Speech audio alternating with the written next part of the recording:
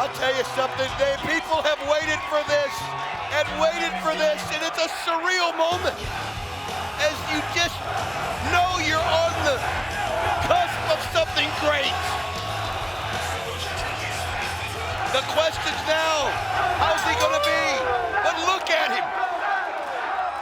That's a man who is dedicated in getting back, and he wanted to go out on his terms, and this is why he's come back to TNA this year. This is his year.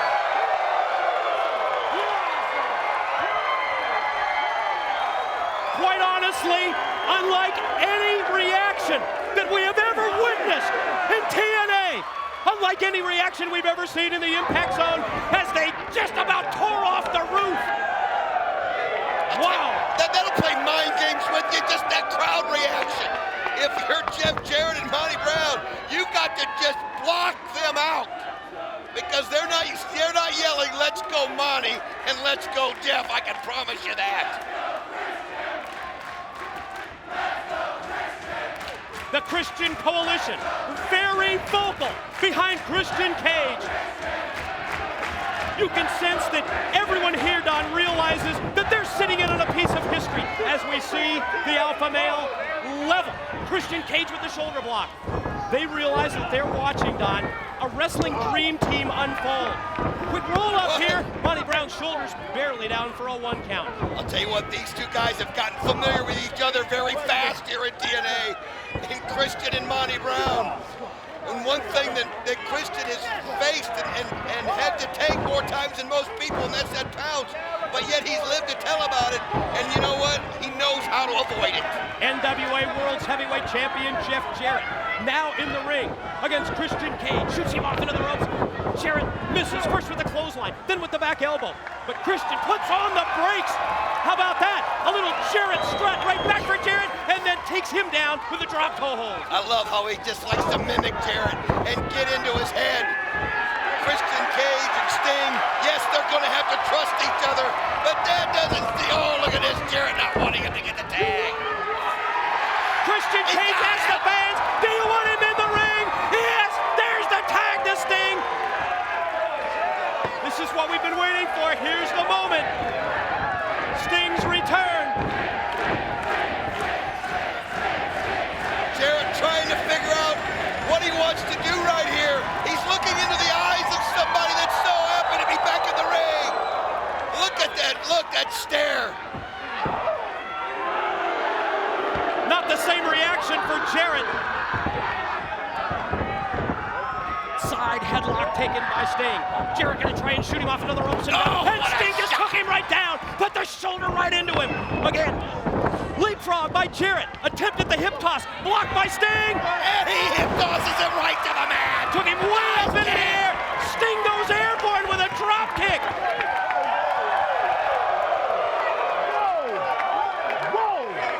Had any of your questions answered, Don? Absolutely, I'll tell you what.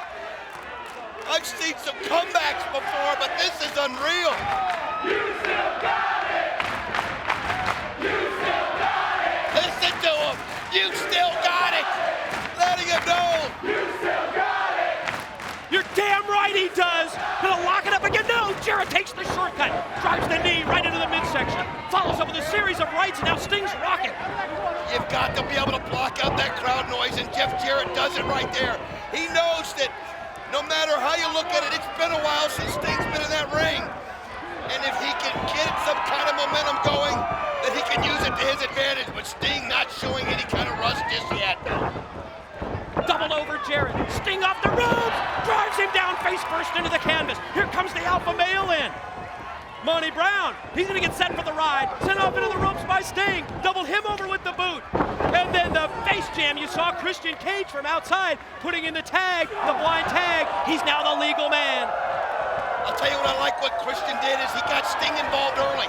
Got the juices flowing. The competitive juice is working. And you can see the blows raining down on Jarrett. Oh, low blow. distraction by Gail Kim. Referee pulled aside. Oh man, Christian Cage driven out to the concrete. Sent out to the arena floor by Jarrett. Wow. That was a tribute to Sting. You saw Christian in the corner. What a hurricane run by Gail Kim right there. She just no man's land as Monty Brown's got him. Look out! On the rail. Oh, man.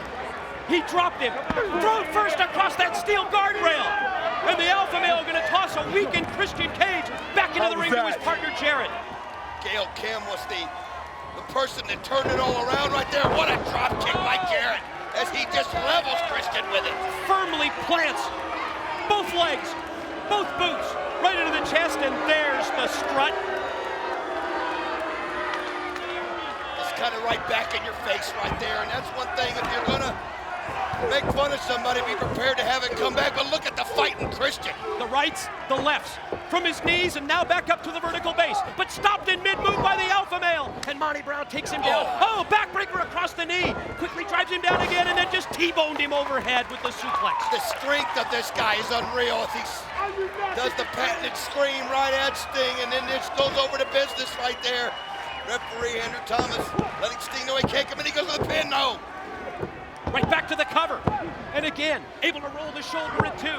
Monty Brown is relentless with these pinfall attempts on Christian Cage, but not able to put him away. Oh, look at this. Good quick tags right there. They got a game plan. Once they got through all the initial, the initial force of this crowd and the initial Sting entrance in the ring, it's now Jarrett and Monty Brown doing what they do best. You're right, that feeling out process, that high-level energy. And now Jarrett drops down to the floor, and oh man, caught him with the right hand.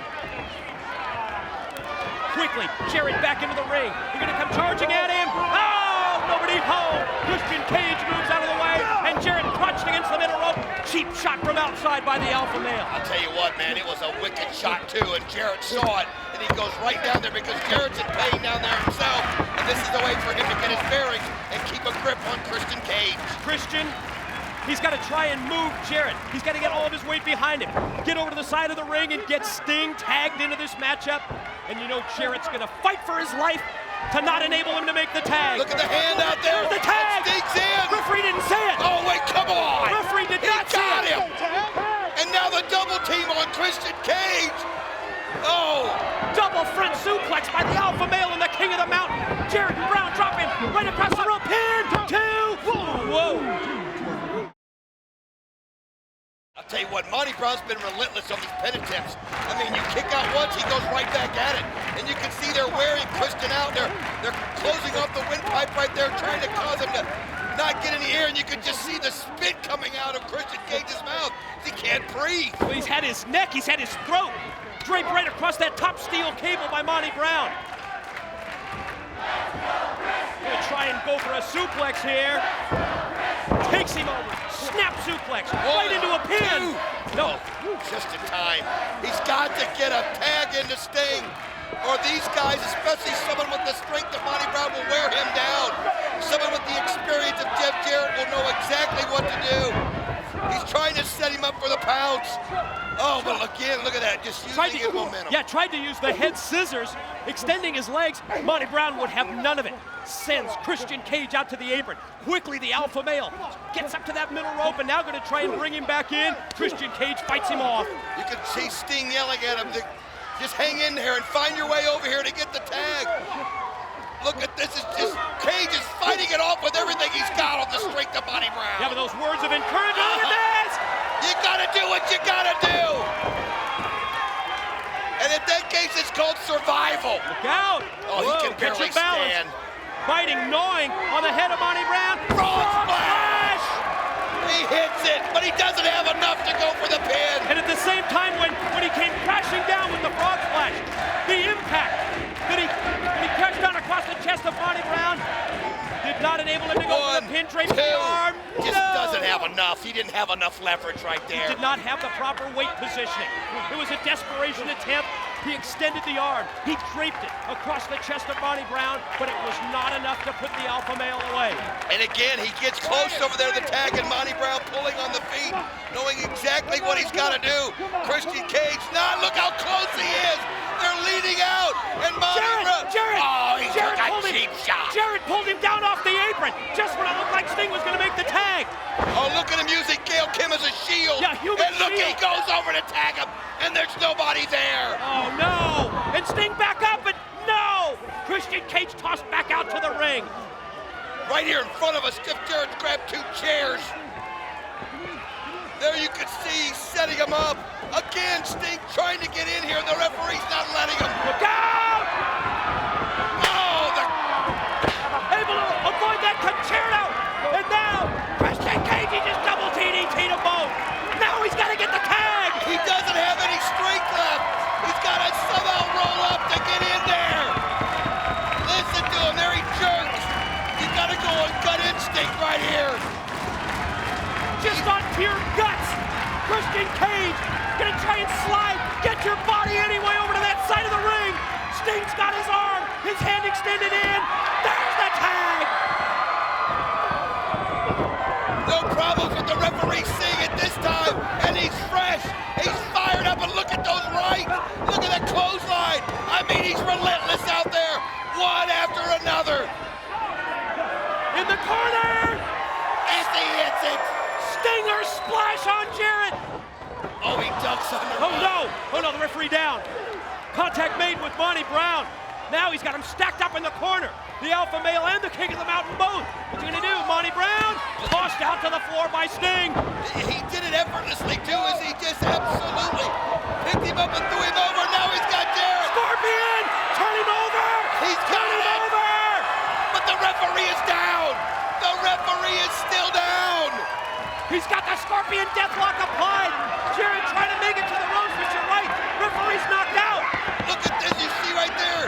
Oh, he got the rope, but the referee didn't see it. Sting pulls him back to the middle of the ring. Jarrett tapping out. Oh, Monty tries to come in. Cage cuts him off. Christian Cage. And look at these guys just blow after blow. Jarrett's been tapping out for minutes. Look at this. Oh no! Right on top of Sting right there. Christian Cage was tossed overhead by Monty Brown, and Christian Cage just crashed right into Sting. Oh no! Look out! Sting and Christian Monty Cage. Brown's got the belt. Face to face, nose to nose. I mean, Jarrett earlier talked about this mistrust, trying to plant a seed. Monty Brown with the title belt. Well, there's some trust for you. He pulled him out of the way. Away. He pulled Sting out of the way. Now the exchange. Christian Cage sends Brown out to the floor. Sting's got the title belt. Whoa, look out. Well, you can see right now, you're just anybody that touches you. He's got the belt right there in his hand. Is there some misthrow? Look at this. He drops it and goes right after Jarrett. Jeff Jarrett and Monty Brown, they planted the seed about mistrust between these two, but now they're working as a team, and they take the alpha male and drive him right into Jarrett. And now they're gonna send Monty Brown out to the floor. That leaves Jeff Jarrett in the ring by himself, 2-on-1. Who's this? Wait a minute. No! What is, come on. Bobby Roode and Eric Young of Team Canada, the associates of Jeff Jarrett and the alpha male, they've now hit the ring.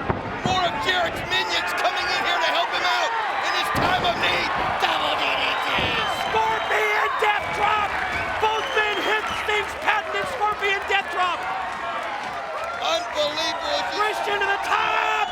Yeah, he nails Monty Brown. What a shot. Oh, wait, Jarrett's got the belt in his hand. And Gail Kim's distracting Sting. Jarrett's got the title belt. Oh, no. No. But the referee is still, wait a minute. He's still out. He decked him with the belt. Referees Here he revive. comes. Andrew Thomas counts now. One, No. Now he got his shoulder up. Only two. Jarrett can't believe it. He nailed him with the belt. The ref didn't see it. Now, Jarrett directing traffic. He says, Monty, get in here. They put the boots to Sting. Monty Brown and Christian Cage battling. Jarrett and Sting as well. How did Sting avoid that 3 count? My God. I'll tell you what, that's just reaching back on all the experience that you have. And look at him taking shot after shot from Jarrett, but standing on his feet. I mean, look at him right in the eye.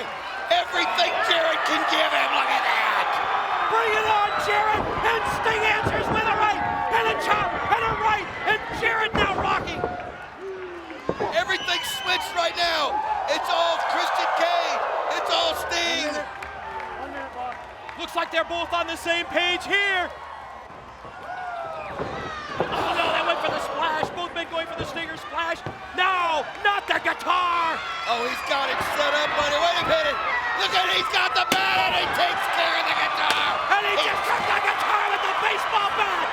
Just turned it into a million little pieces, and Monty Brown goes flying. Look at this, he's got him.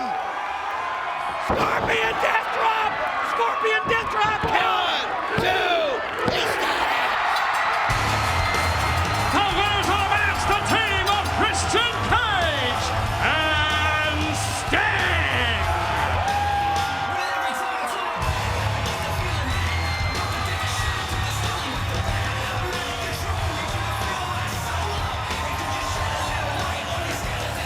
Soak it up. Soak it in. Feel it just like all of us in the impact zone. What a team. What a return to the ring. Sting and Christian Cage do it. I'll tell you, everybody wonders what he had in the tank. Well, let me tell you something. He took everything that they gave him, and he was standing, and he let it build in him, and it re-energized him. And look who's standing at the end. It's Sting and Christian Cage. And look at the crowd just give him this tribute.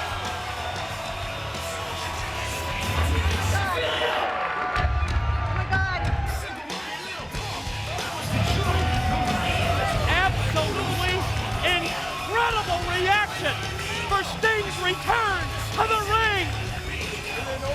Don, you said it best. He did it. In my mind, he answered all the questions.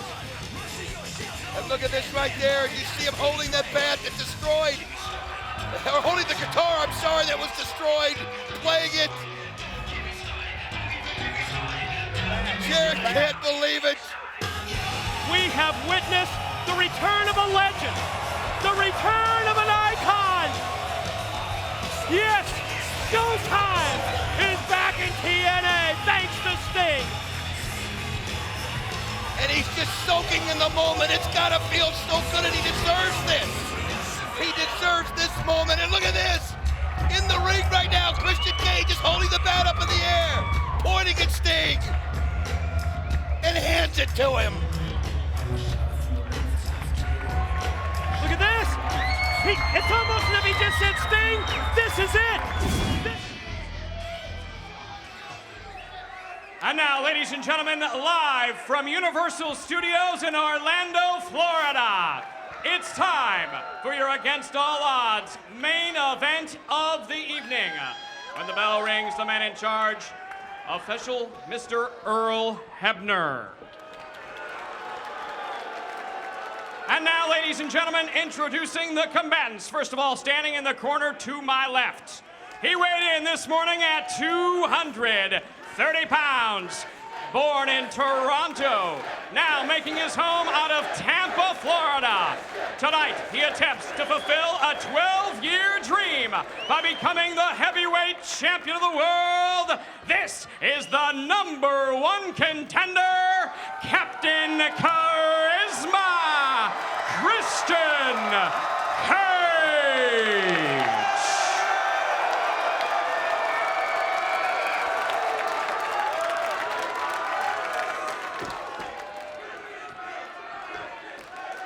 And now, ladies and gentlemen, introducing in the corner to my right. He is accompanied tonight by Gail Kim and weighed in this morning at 238 pounds. He is the undefeated, undisputed heavyweight champion of the world. This is the king of the mountain, Jeff Jarrett.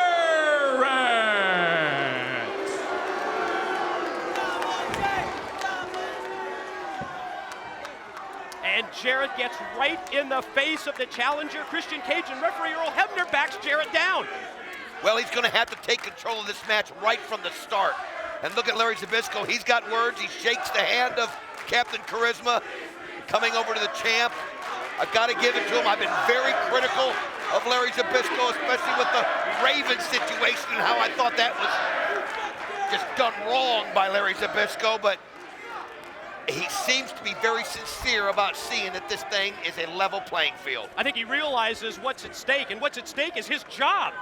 TNA management laid down the law to Zbyszko, and Larry Zbyszko laid down the law to the entire locker room.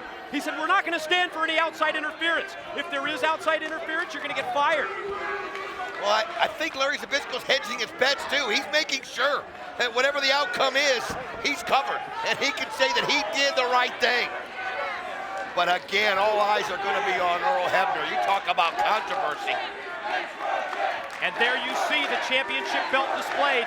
And Jeff Jarrett has really been a true world's champion. In the past 4 years, he's had title matches all over the globe. Finland, Scotland, England, Ireland, New Zealand, Germany, Mexico, South Korea, Canada, the United States, of course. A true world's heavyweight champion, and that's when you win the NWA World's Heavyweight title. That's what you represent. You're not a company champion, you're a champion all over the world. The chess match begins here, Mike. As you can see, the face-off, they're sizing each other up. They've got to be careful they don't let their emotions get the best of them early on. Each one has a game plan, and they're going to have to stick to it. Shoulder block and quick pin attempt by Christian Cage. Brings off the ropes again. Drops Jarrett right in his tracks and again goes for the cover. Wow, quick pace here in the opening minute of this matchup. It's almost like Christian Cage is just a little wound up right there, but every time he gets Jeff Jarrett the pin, Jeff Jarrett doesn't allow him to last long. It's just almost like the hit of the hand from Earl Hebner just forces him back to his feet. Both men circle and hooking up in mid-ring, and Jarrett cuts him off, putting with a knee right into the midsection, rocks him with a series of rights to the side of the head, grabs the side headlock, but Christian Cage fires him off into the ropes. Jarrett able to duck the clothesline, catches him with a drop toe hold, and then he just paintbrushes him. You know he wants to get Christian Cage out of his game. He wants to get under his skin, and with moves like that, he can accomplish just that. Well, that's what makes him so great as a champion. He knows how to get in your head. He knows how to make you so frustrated that you're going to make a mistake. And all Jeff Jarrett needs you to do is make one mistake, and then he'll become victorious. But Christian Cage not going to bite on it right now. Quick reversal. Jarrett shoots him off into the corner. Head and shoulders fake into a roll-up pin attempt. No, just a 2 count. Great move right there by Christian Cage as he had Jeff Jarrett guessing the wrong way. Jarrett positioned now by Christian Cage. Going to try and elevate him up into the air, and does. Jarrett lands on the ring apron. Jarrett going to try and fight back. Shoulder block from the apron from outside. Now Jarrett's going to try a suplex. Christian up, lands on the apron. Great agility, going to try and fight him off, and does. Series of rights. Oh, to the side of the head, and Jarrett rocked him with a right, and Christian Cage bites right back. You can see they're just trading blows right here. Oh, what a shot right there with a little inverted DDT action right there. Look at right there, you see Christian's wife. That's Denise. Concern on her face. Denise, the wife of Christian Cage, looking on from the front row, from the ringside seat, has to be happy with what she just witnessed there as Christian Cage hit that inverted DDT and Jarrett crashed the back of his head. High rail all the way up. Oh, but Jarrett gets out of the way and he hits the rail dead on. Just crashed and burned. That's what I'm talking about, the champion. He goes you into doing whatever you want. As you see Denise right there looking on, and she's got to be concerned. Well, you're not kidding. Cheering him on, but at the same time, obviously concerned over a series of events that has seen Jeff Jarrett quickly take control here, and a weakened Christian Cage going to be, oh no, look out! Right into the rail. He just swung him, and the side of his body, as well as his shoulder, crashed right into the safety rail. And check out Earl Hebner. Well, I'll tell you what, he is doing an unbelievable job of taking control of this match as a referee. That's what TNA management wanted. They said, we want somebody who's going to lay down the law. Look out right here at the broadcast table. Just ran right into it. Jarrett fires Christian Cage right into the table, rocks him with a right hand. He's got him right set up here against the table. One after another. One after the other to the side of the head. Jeff Jarrett's in total control right here as Christian Cage still hasn't recovered from that shot he took to the rail.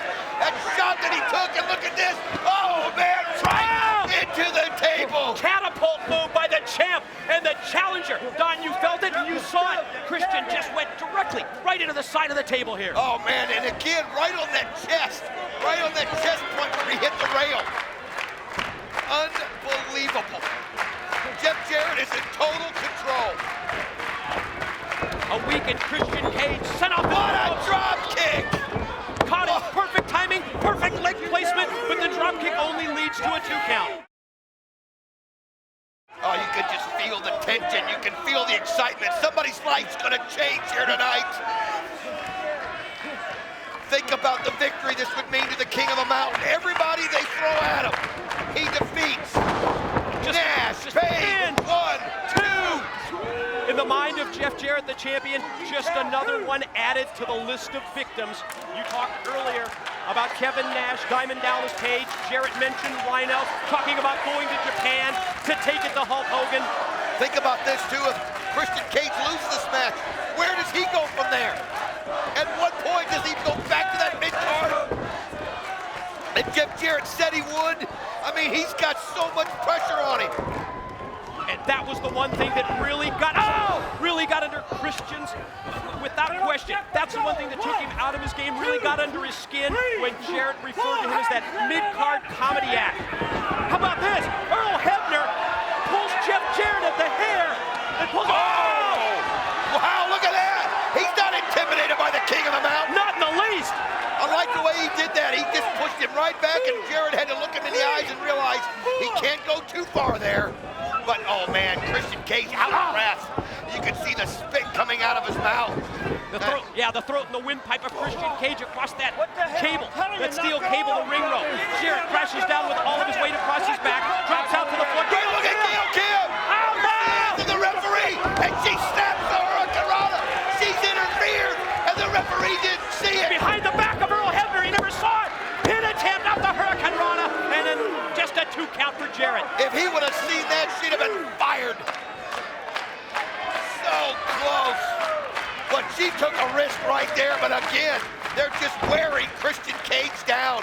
And I have the feeling about this. You are so jacked up for this match. You're so nervous. You get so emotional, and that saps your strength. It saps your energy. How many times, Don, have we seen it? In professional wrestling and in other sports as well.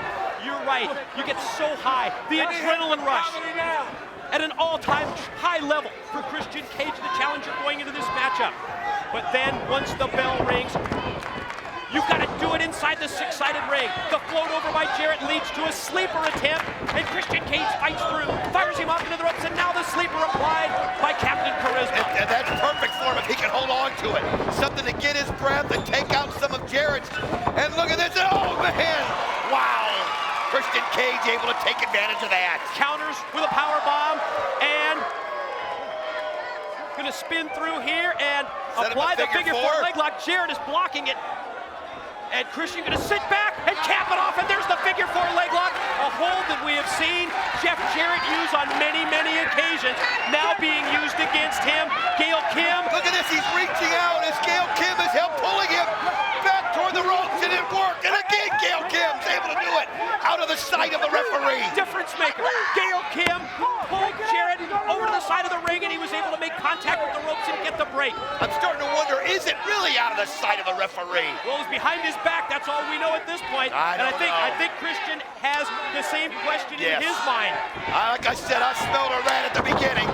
Nice kick to the back of the head right there by Jarrett. Oh, Christian never saw that one coming. Jarrett drills him in the back of the head, and now Jarrett senses that it's time for him to take advantage. Gonna do the same thing, it looks like. Gonna step over and, oh, what? Sharpshooter! Oh, look at this! No, don't tell me! Oh, this brings back memories! But look at this! Christian Cage hooked onto the ankle of referee Earl He's Hebner. saying no, don't you dare! Don't you dare do it! What he's Don't gonna you do. dare do it! Don't you dare do it! We don't want to repeat of 1997! He's begging him not to do it! Look at this, Earl Hebner looking on, and he works his way, and he gets a hold! Oh, he touched the rope! I don't think he saw it! Oh, come on, how can he miss that? How can you miss that? Christian Cage fighting through the pressure, fighting through the pain as Jarrett sits back on the sharpshooter. I mean, think about the pain, the ankle, the knee, the back, everything that the pressure's applied to on that hold. That's one way. Christian Cage fights his way out of it. He's got it reversed. Now can he turn it around? And yes, he does. He's standing to his feet, and now look at it. Jarrett can't believe how the tides have turned. Oh, and he pulls him away from Gail Kim that time. And as he pulls Jarrett back into the ring to try and keep him away from the ring ropes, he lost the pressure. He lost the grip on the sharpshooter. Oh! He timed that and just placed it perfectly. You can see that Christian Cage, though, has got to get a second win. He's had so much taken out of him. So much taken out of him. Both champion and challenger are down. Gail Kim shouting words of encouragement into the King of the Mountain, Jeff Jarrett, while referee Earl Hebner puts in the count. He's up to 4. Man, both of them haven't even seemed to have done Not even moving. Get up. Not even moving at this point. Think about this. It would be the Jeff Jarrett Championship if Christian Cage can't get up. And you can see both of them now realizing where they are at the count. Earl Hebner just stops right there. Jarrett springs off the ropes. Christian prepared, saw the move coming, blocked it, stops him and blocks it again, and now fights back with a series of rights. Oh, beautiful shot right there, right where he hit him before. And now the rights, the lefts. Oh, and he hits him with a clothesline. Inverted atomic drop, the series of rights, and you're right, the discus clothesline, and then the flying forearm shot, put the shoulder into him at the same time. This is a chance for him to get some momentum because he hasn't really had any since the very beginning of this match. And it seems like he's finding himself. I think he's realizes that it's a war, not a battle. But look, oh, and he hits the DDT.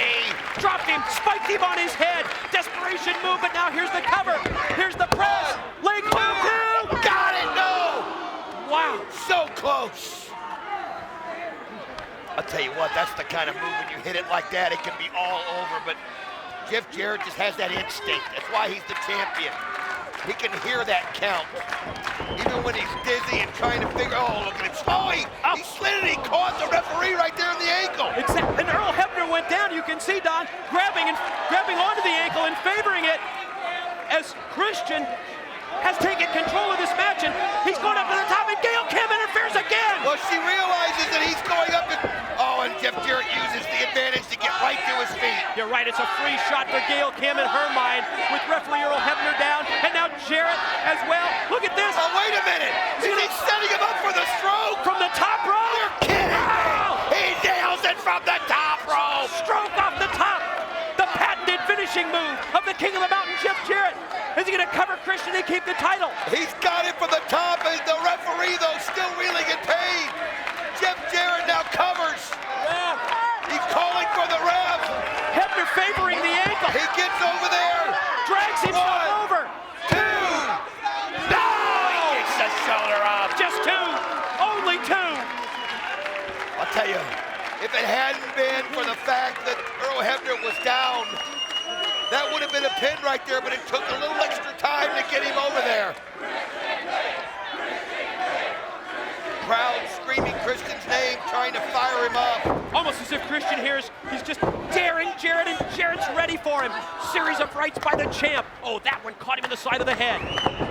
Shot off into the ropes. Oh! Again! See that contact made with the referee's head that time. Look at this, Earl Hebner is down. He's knocked out.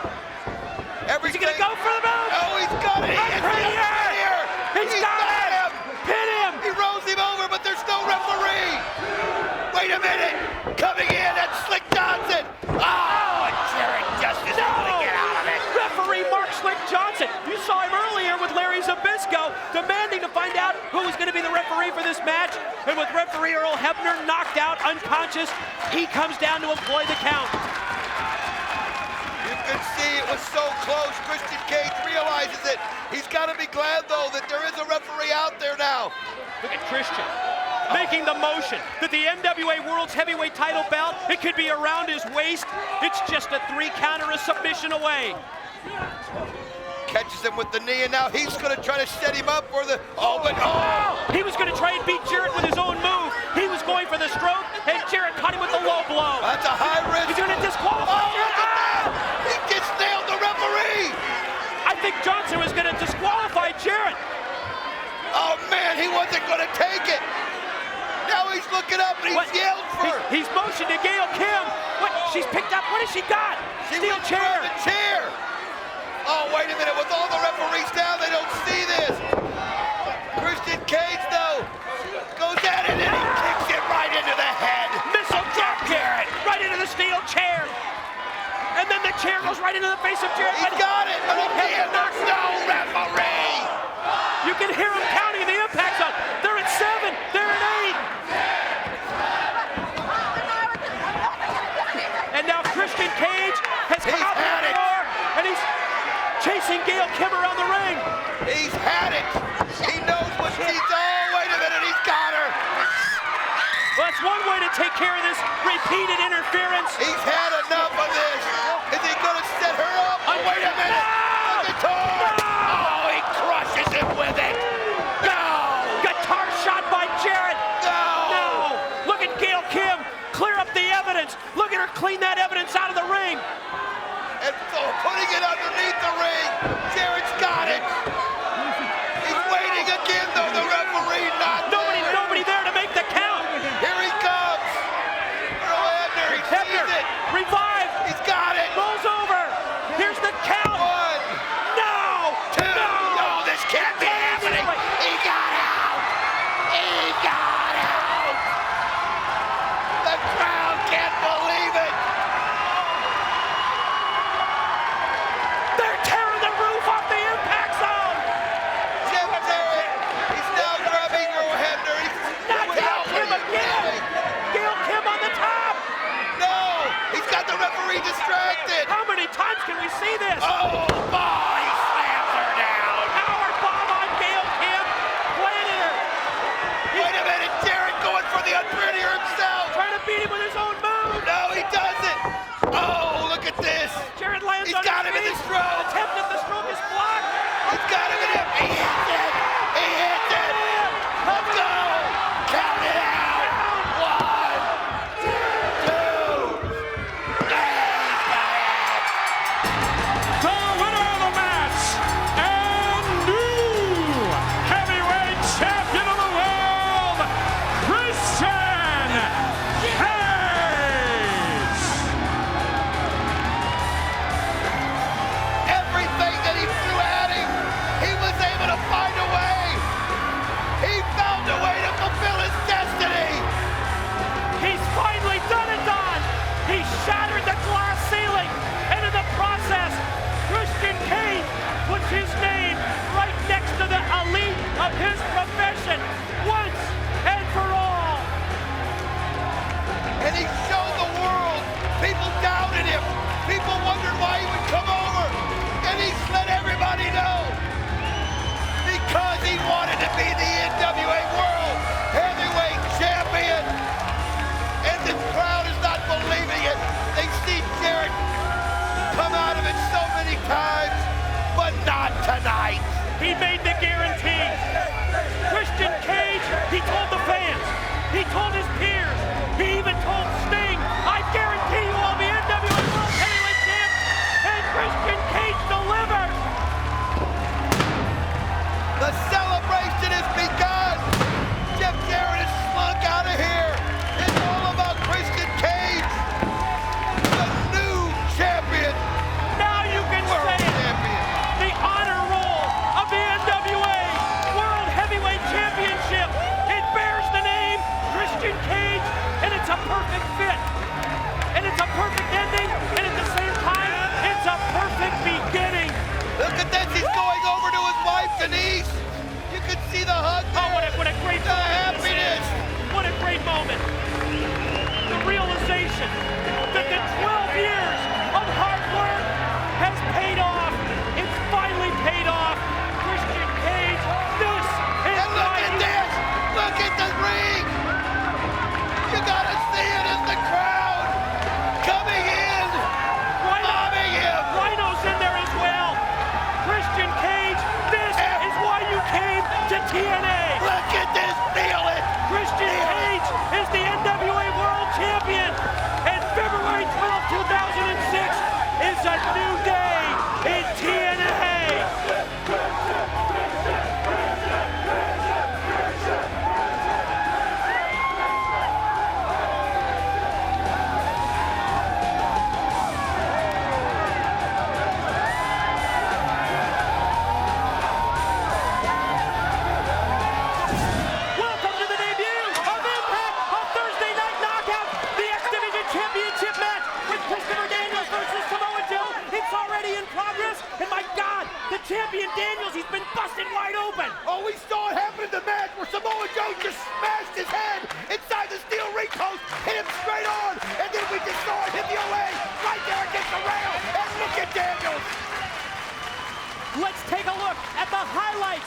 before we came on the air on Impact.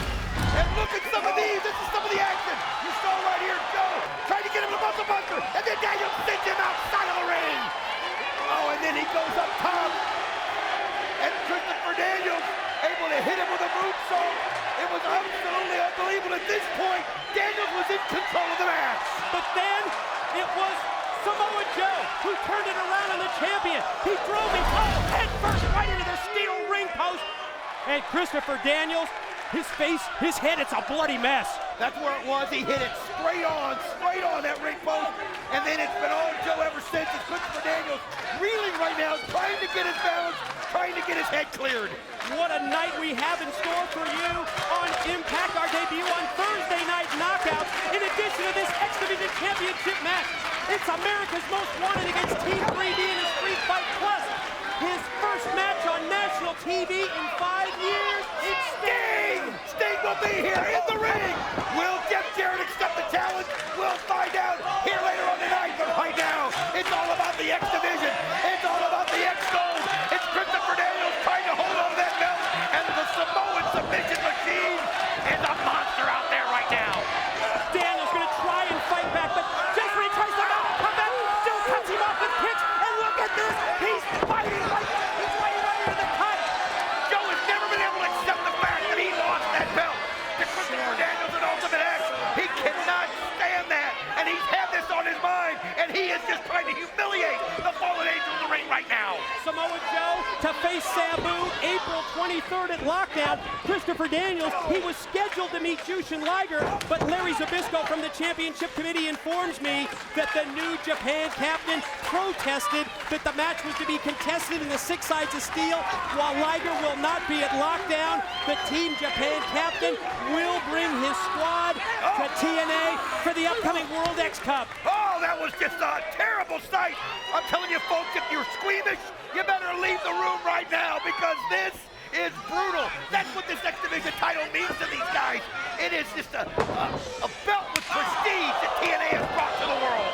Chop to the back, and then the kick to the chest, and Samoa Joe goes airborne and drops the knee right across the chest and neck of the Fallen Angel. 6 feet tall, 280 pounds behind that knee drop. Gonna roll him over. Lateral press. No, Daniels able to roll the shoulder.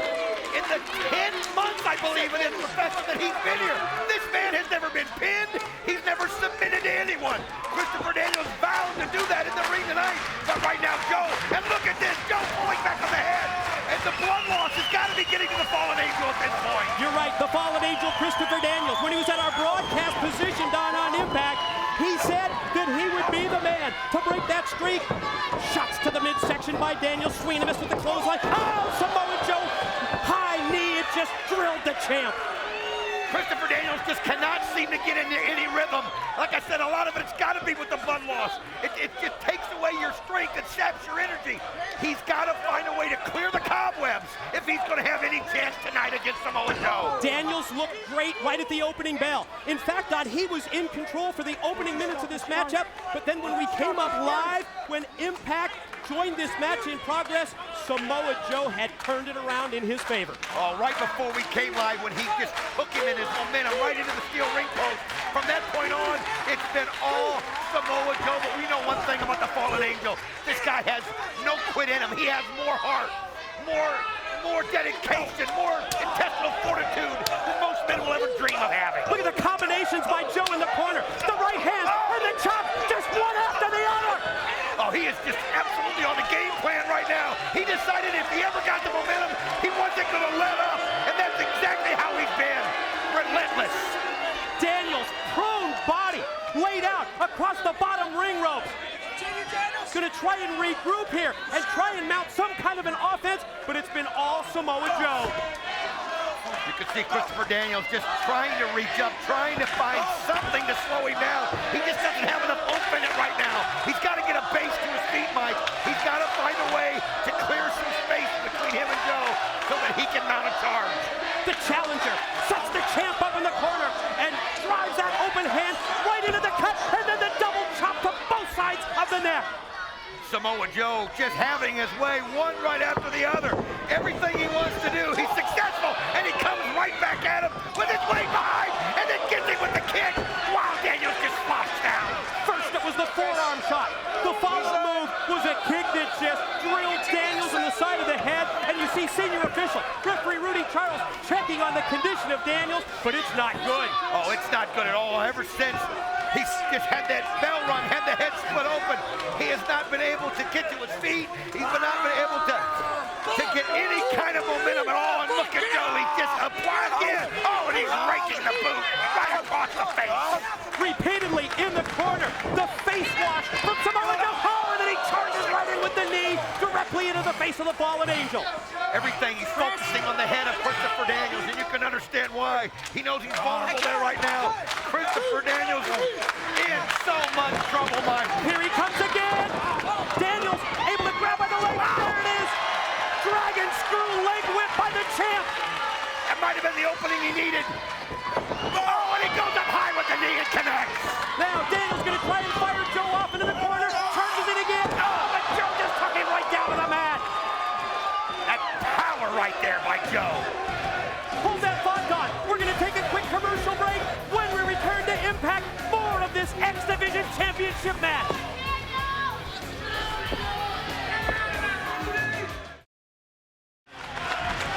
And welcome back, everyone, to Impact on Spike TV. During the commercial break, it's been more of the same. It's been all Samoa Joe with the powerbomb. Here he goes. Oh, it was so close. And now he goes supplying the submission hold. And you can hear the screams coming from the fallen angel. You know he won the tap out because of the pain, but his guy just fighting for everything he's got. Rolls over into the STF submission hook, and at the same time, driving his fist into the open wound. Daniels trying to fight through the pain as well as the loss of blood, but Don, with every minute that this match progresses, that has to affect the champion. Oh, it absolutely does. We saw right before the break he amounted a little bit of a charge, but he just didn't have enough. And Samoa Joe using his strength, his power, his weight, everything that he has the advantage of, he's using right out of his best interest. Looks like a little frustration has set in here. You take a look at the face of Samoa Joe, and it's almost as if he can't believe that Daniels hasn't tapped out by now. That's what makes Christopher Daniels such a great champion. The fallen angel won't give up basically until the point of death. This guy has heart. This guy knows what that X Division belt means, and he's not going to give it up easily. Remember tonight on Impact, it's Team 3D against AMW. Anything Goes Street Fight Plus. His first match on national TV in 5 years. Sting returns to the ring. Here comes Samoa Joe. Daniels just flies one of the boot away and drilled him in the head with the enziguri. That's what I again. Back-to-back shots. He saw that it worked, and there he goes. This might be the opening that the fallen angel needs. He's got to continue on, though, Mike. He can't let up. He cannot let Samoa Joe get his breath. And look at the determination in his eyes. Look at the look. He's got that fire back. Samoa Joe momentarily weakened. Daniels uses the ring ropes just to bring him up to a vertical base. Charges at Joe. Catches him with a flying forearm. Clothesline rocked him, but Joe stays on his feet. Oh, look at Daniels using his athleticism. And that's how you do it. Get the old jawbreaker right there. And you can see Samoa Joe reeling back to the ropes. And Daniels going up high. Yes! Champion off the top. Clothesline pin. No! Just two. But the crowd's feeling it right now. They can see that somehow Daniels has found it again. He's got that look. This is what he needs to do. He's got to be relentless. He can't let up on Joe for any moment. Daniels positions Samoa Joe up on the top rope. The fallen angel. Oh! Snaps off the Hurricane Rana and sends Samoa Joe back into the middle of the ring. Daniels cover. Got him! No! Two again. So close! But that's what Daniels has got to do. He used that. Think about the distance that Joe traveled. Landing right there and hitting so hard, and Daniels not able to get the pin. Insert an atomic drop by Joe. Off the ropes and wow, drives that boot right into the face of the champ. Senton splash, but you saw Daniels at the last split second get his knees up to block it. Oh, perfect timing by Daniels, where Samoa Joe lands directly. Oh, look at that power slam. Pin. 1, 2. Oh, he gets out of it again, Daniels. Oh, man, is he a fighter. Both champion and challenger have taken it to the physical limit as we kick off Impact.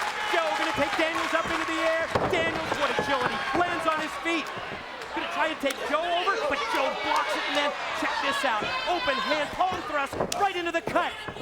Look at those there, look at this! Look at the strike right there, Daniels! Does he got 1, 2, oh, he just gets the shoulder up big time! Barely, Mike, barely! Daniels can't believe it, but yes, Joe did get his shoulder up just before the referee told the 3 count. Talk about the kind of shape a man's got to be in to be able to do that to somebody almost 300 pounds! Look at these slaps, rights and lefts, but Daniels fights back, punches and slaps of his own.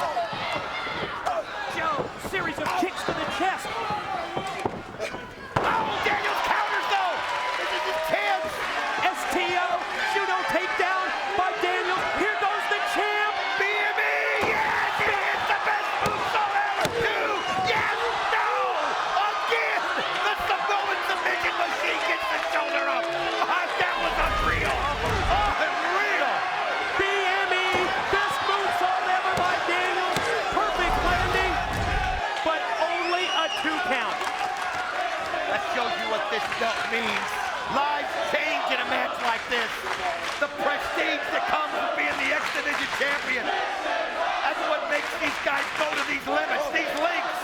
Oh no! He's got the choke applied, but Daniels fights off. Drill him in the head.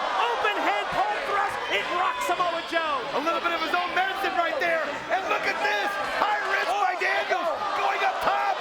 Very risky. Look out! He's got it! No!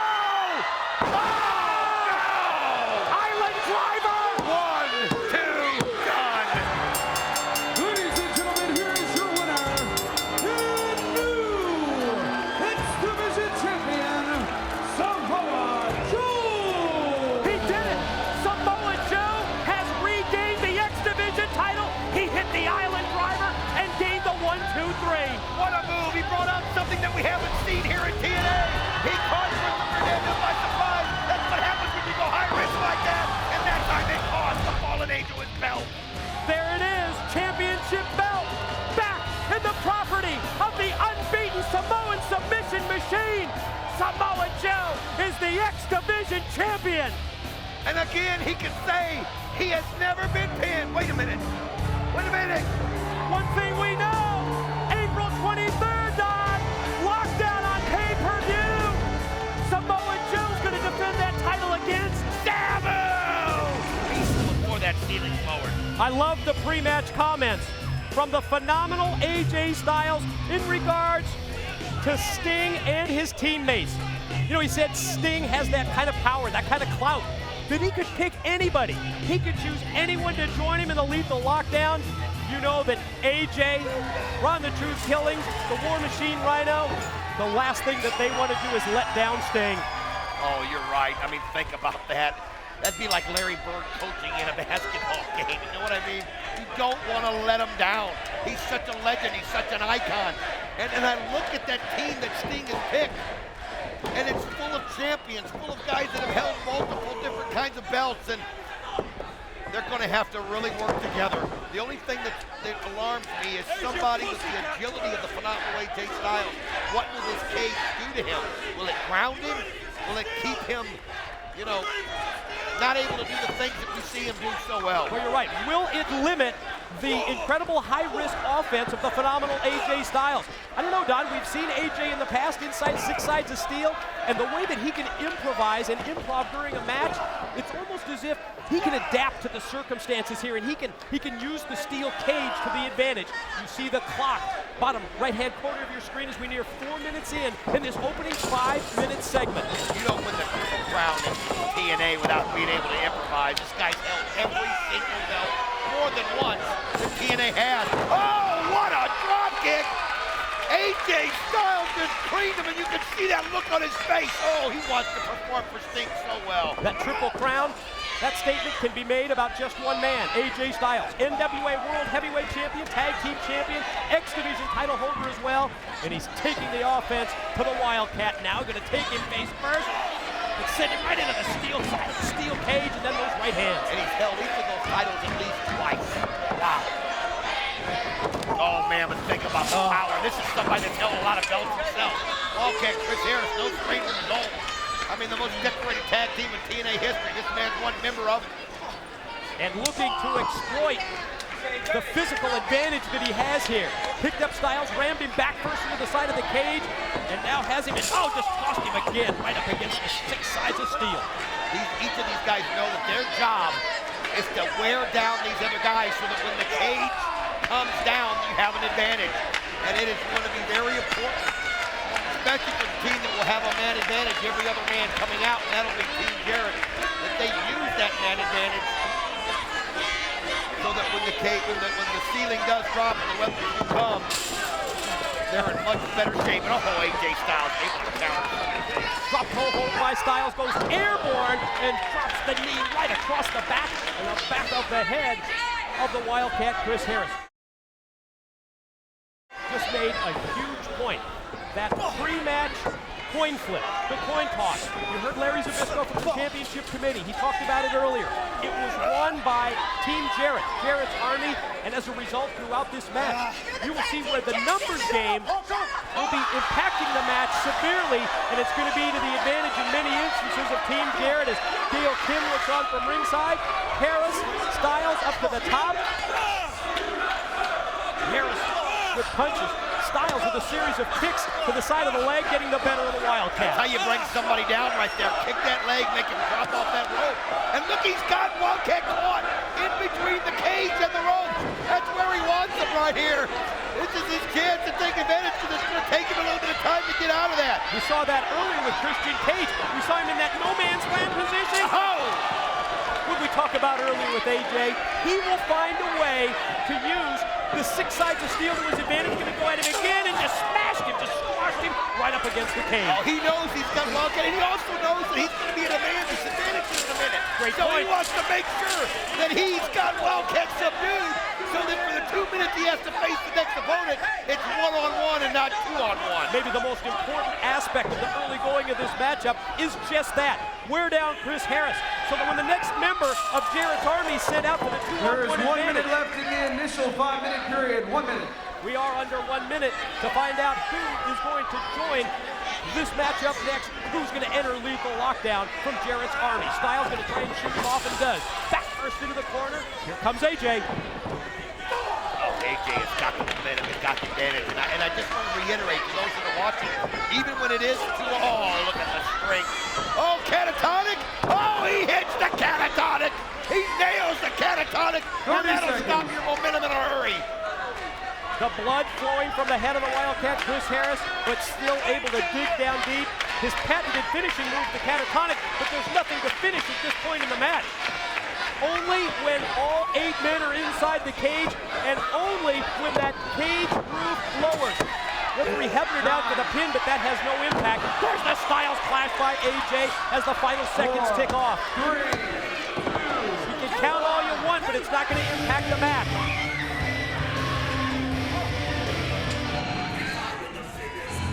representing Jarrett's Army, Cowboy Jade Storm.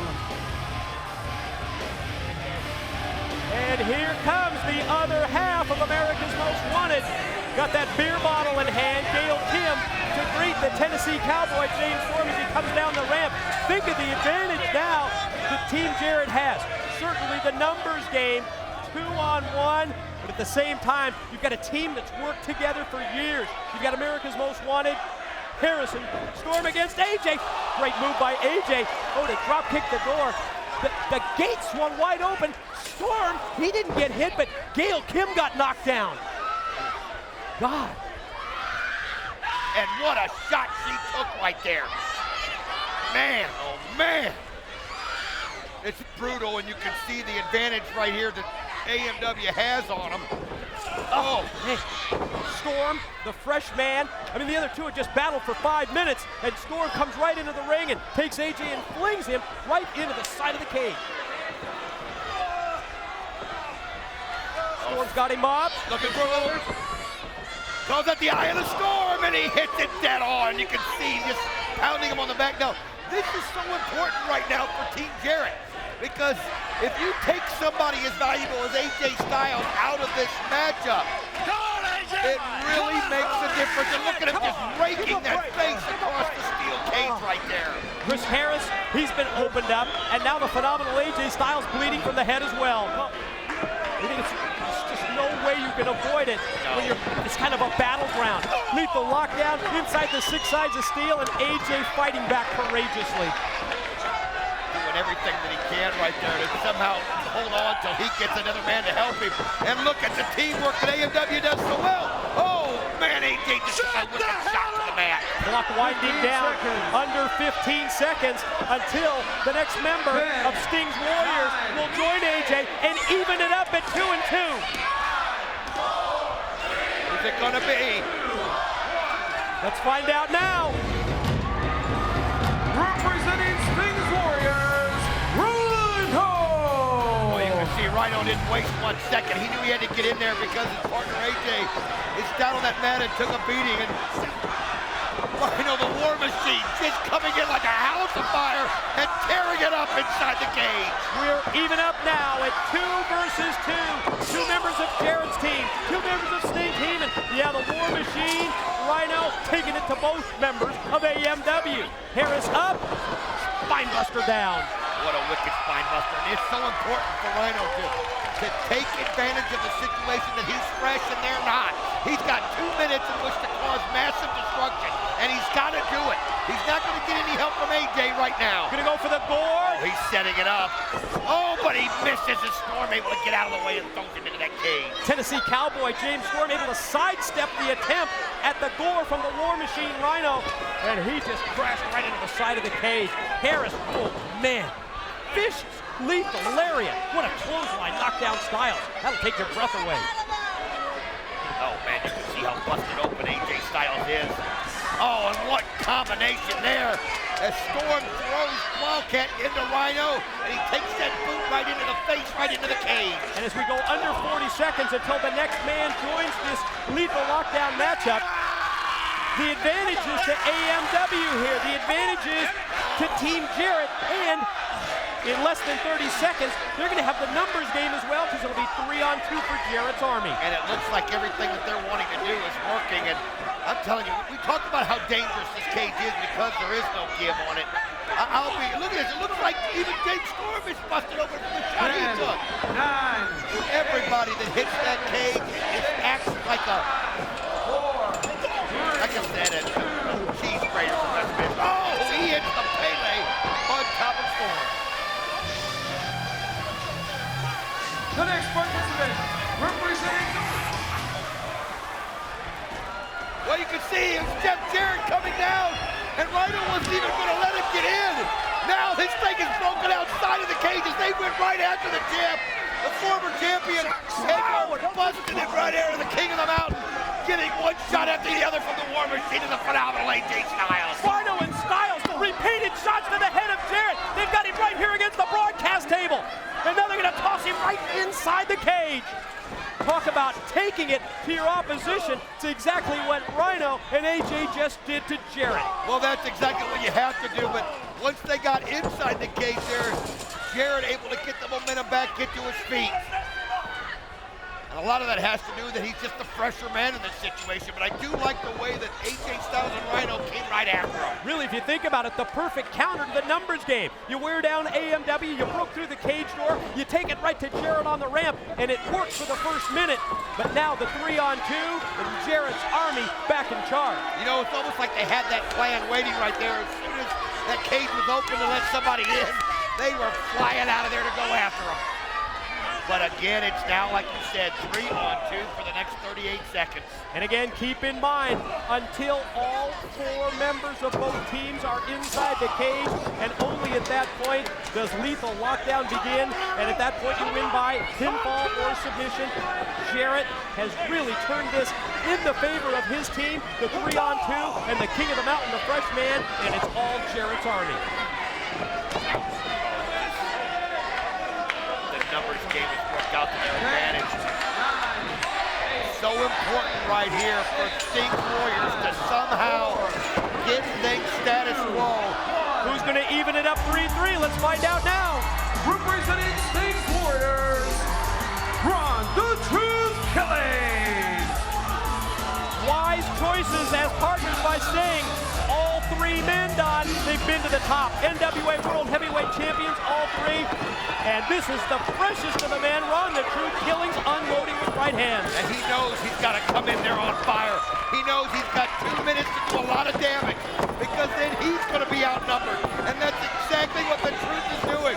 Just going after him, using his athleticism, setting him up, and taking him down. Nice kick right there. Sensational float over, then the splits, and you're right. Then the leg lariat drops him, and Ron the Truth Killings, didn't see the Wildcat from behind. Harris caught him, gonna elevate him up. Killings fights it off. Strength right there, but oh, man, he busted him one right in the jaw. That's how you do that. Ron the Truth, this is great right here. As he's getting it set up, because we know Big Papa Pump, Scott Steiner's coming out next. And I wouldn't want to be inside a ring with him for 2 minutes. Wait a minute, phenomenal AJ Styles going up top. Where's AJ going? To the top of the cage, 45 seconds. We know it's Scott Steiner. Just by means of deduction, it's the last member of Jarrett's army. He's gonna be the fourth man. Obviously, he was going up there to get him some kind of like maybe a phone splash or something.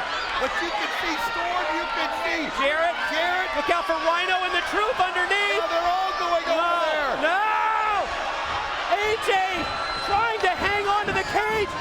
Up from underneath the Wildcat, Tower of Doom. Look at this! Oh no! Oh, what a shot! They tumble down, and AJ gets the brunt of it for being the man up top.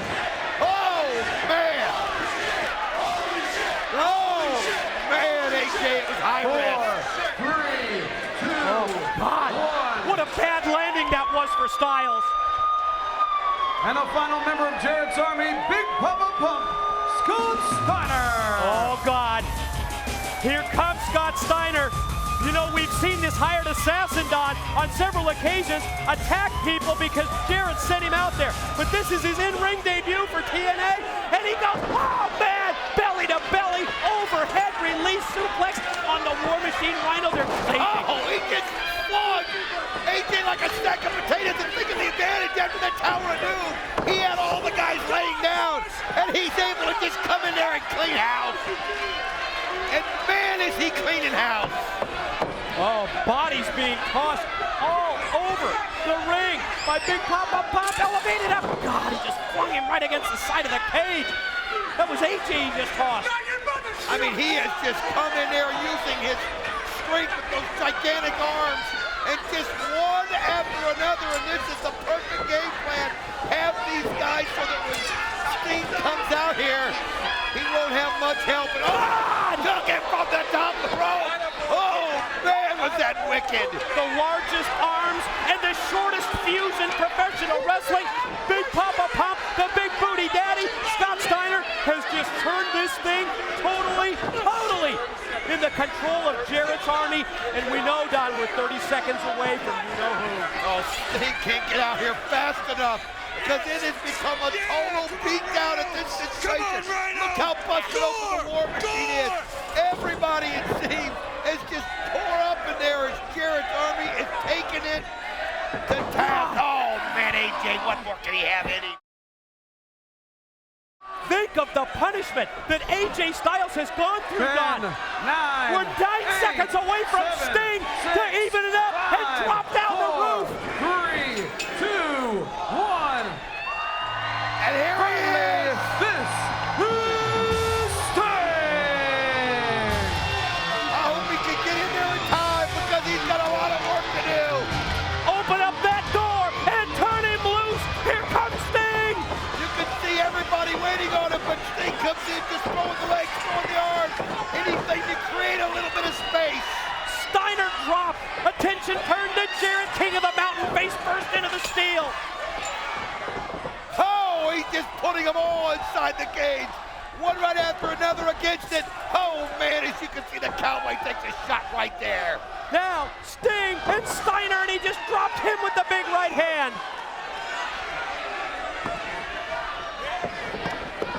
There goes AMW, stacked up in the corner. Sting up, inverted atomic drop for Scott Steiner. Here any second, the ceiling is going to lower. That's the key. Sting stacking them all up in the corner. All 4 members of Jarrett's Army stacked in the corner.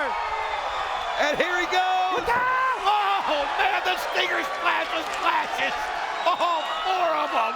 4-man Stinger splash. Hit him again, Stinger. And they all go tumbling down. Bring it down. Here we go. We're going to bring down the roof. The weapons hanging from the top of this incredible structure. And now it is official. It's lethal lockdown. Ladies and gentlemen, let the lethal lockdown begin! Here we go. All 8 men inside the cage. The roof is dropped. The weapons are now in play. And it is first pinfall, first submission to win this match. And it's going to get brutal. It's going to get bloody. It's going to get barbaric. As anything that they can get a hold of. And I don't know if you've seen everything that's on there. There's bats, guitars, handcuffs, chairs, garbage can lids. Even there's tables up on top there. There's a ladder you can How about see. the baseball bat that Sting has? Truth off the top, and the top of that trash can just, I think, right into the head of Chris Harris. And you can see these guys inside this cage, locked in. And wait a minute, what in the world? What's going on up here? As James Storm, there is one little area of space where you can wiggle out of. And it looks like AJ Styles and James Storm are both headed to the... What on earth are they doing? What the hell are they doing? They're on top of the roof! This is absolutely absurd. No!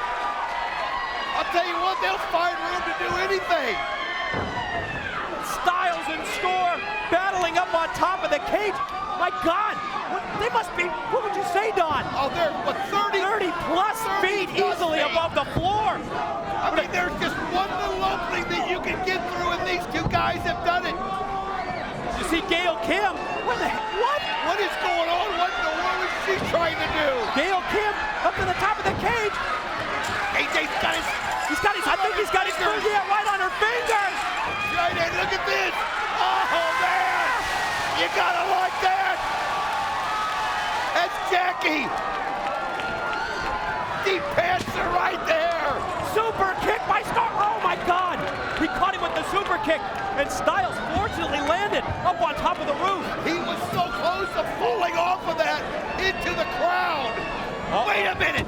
Storm is setting up a table that's set up there. You're right. James Storm, representing Jarrett's Army, going to put a table in place up on top of this, on the roof of this cage? Can you even do that? Oh, this is absolutely insane. No. As the rest of the guys inside, they're also looking up, I think, trying to figure out what's going on. And there you see Sting. Oh, man, and think about the jarring that it does. Styles, out of nowhere, did he catch him with the Pele? He caught him right up there on top of the cage with it and landed him on top of the table. He kicked him right in the head. See Jarrett grabbing a guitar right there from the top. Is this just mayhem at this point? It's what this is all about. But look at this, Sting's got a guitar. They both got him. He's looking at him right with it. You think how many times you want to smash his head with a guitar? Face to face, Sting and Jarrett, both with the weapons, both with the guitars in their hand. Uh-oh, Sting's picked up the baseball bat. Oh, he busted, you knew. Hit guitar versus bat, guitar loses. Every time. Oh, get him, get him. Wrap that guitar right around his neck. Give him a guitar necktie right now. Oh, low blow right there by Scott Steiner, and it comes in just in time. Boy, if there's ever been a match where you do Wait a minute. No. Looking at the top up there. What the hell is AJ thinking? He's got him a ladder. He's trying to set it up. No. What on earth? AJ, you gotta have second thoughts about this. I mean, that would put him about 50 feet above the ground. No. No way. I mean, can the roof even hold that I ladder? don't even know. This is absolutely absurd. AJ, no. This is absurd. No, AJ, get down. What? No way can this happen. He's on the truss.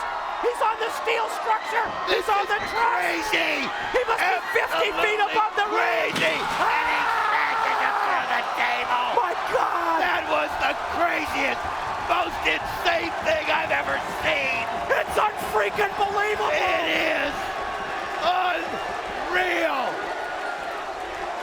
He climbed up the ladder, got to the highest point. God, we gotta take another look at this. Look at this. He climbed up the ladder, he hung from the steel support, from the truss, and look at this, he crashed right down through the table. They're both wiped out after that, and now all the action's going inside. This crowd appreciates it, but I don't believe we just saw it. Action, focus now, back inside the ring, truth cover. 2, no, Jarrett for the save at 2. Just in time, he was able to. Mike, have you ever seen anybody that high up from the floor in your history of doing this? Never. Look out, stroke. Right into the chair. Jarrett, the king of the mountain, just hit the stroke, but Rhino just scored him. Rhino just scored Jarrett. Oh, Big Papa Pump.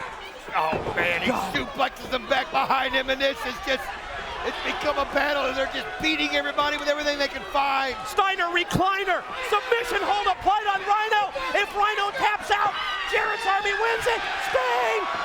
Oh, just in time, Sting's able to hit it. Scorpion death drop on Big Papa Pump, but he doesn't see Harris. He never saw him, and Harris decked him. Oh, he had the handcuffs in his hands. Think about it, it's like brass knuckles. He just caught Sting square in the face and then plants him down. Bodies just laid out everywhere. I mean, Chris Harris is the only man standing at this point. Look at this. He's going to lock on them. Oh, look at this. He's going to try and beat Sting with his own move. He's got it applied. The Scorpion's hook run. Sting's trying to get to the ropes. Anything he can do to break it. You can see the pain on his face. He's fighting for everything he's got. Is he going to tap out? Pinfall or submission to win it. Sting's got to fight through the pain. He can't tap. He grabbed his ankle. What a move. What a counter. He's got him in it. Scorpion. Scorpion.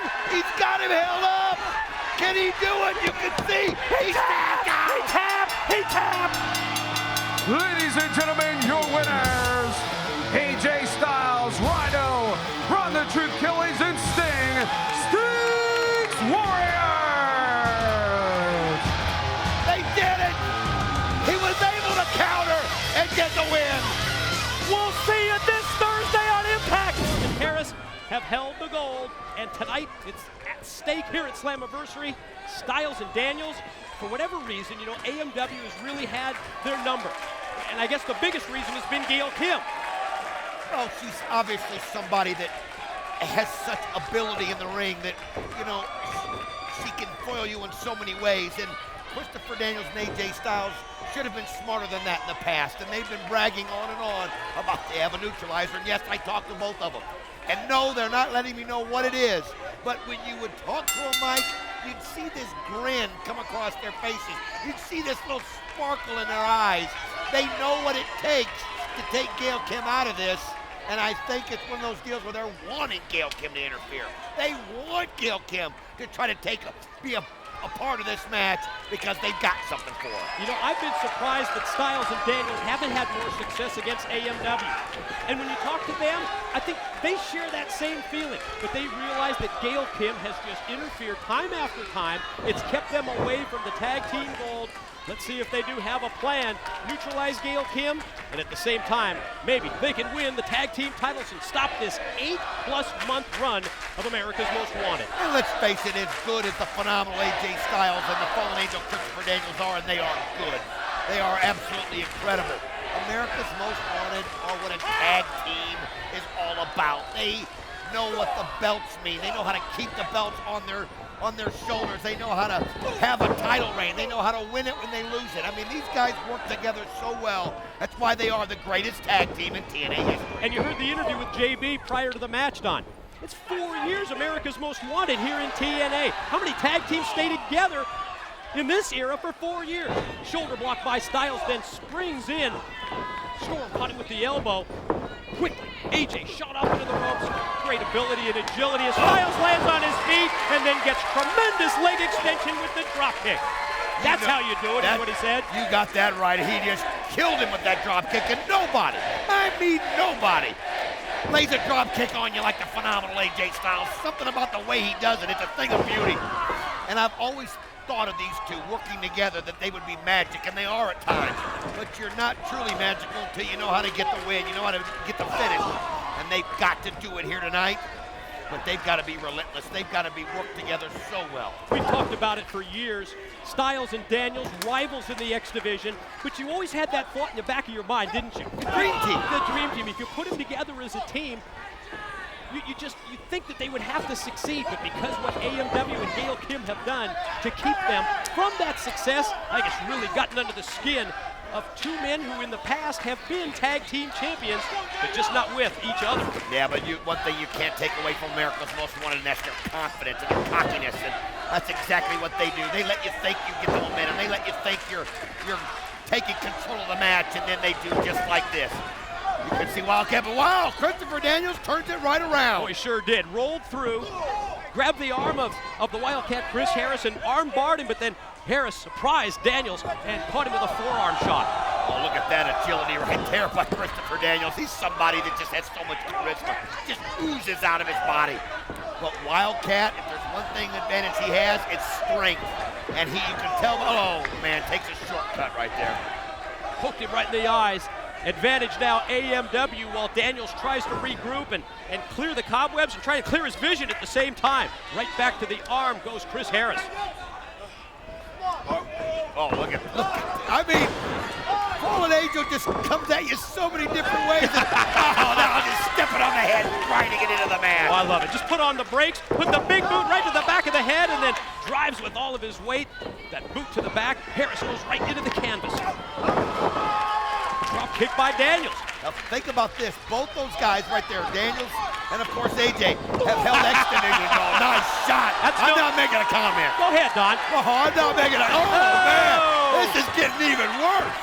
Perfectly placed drop toe hold by Daniels. Twice.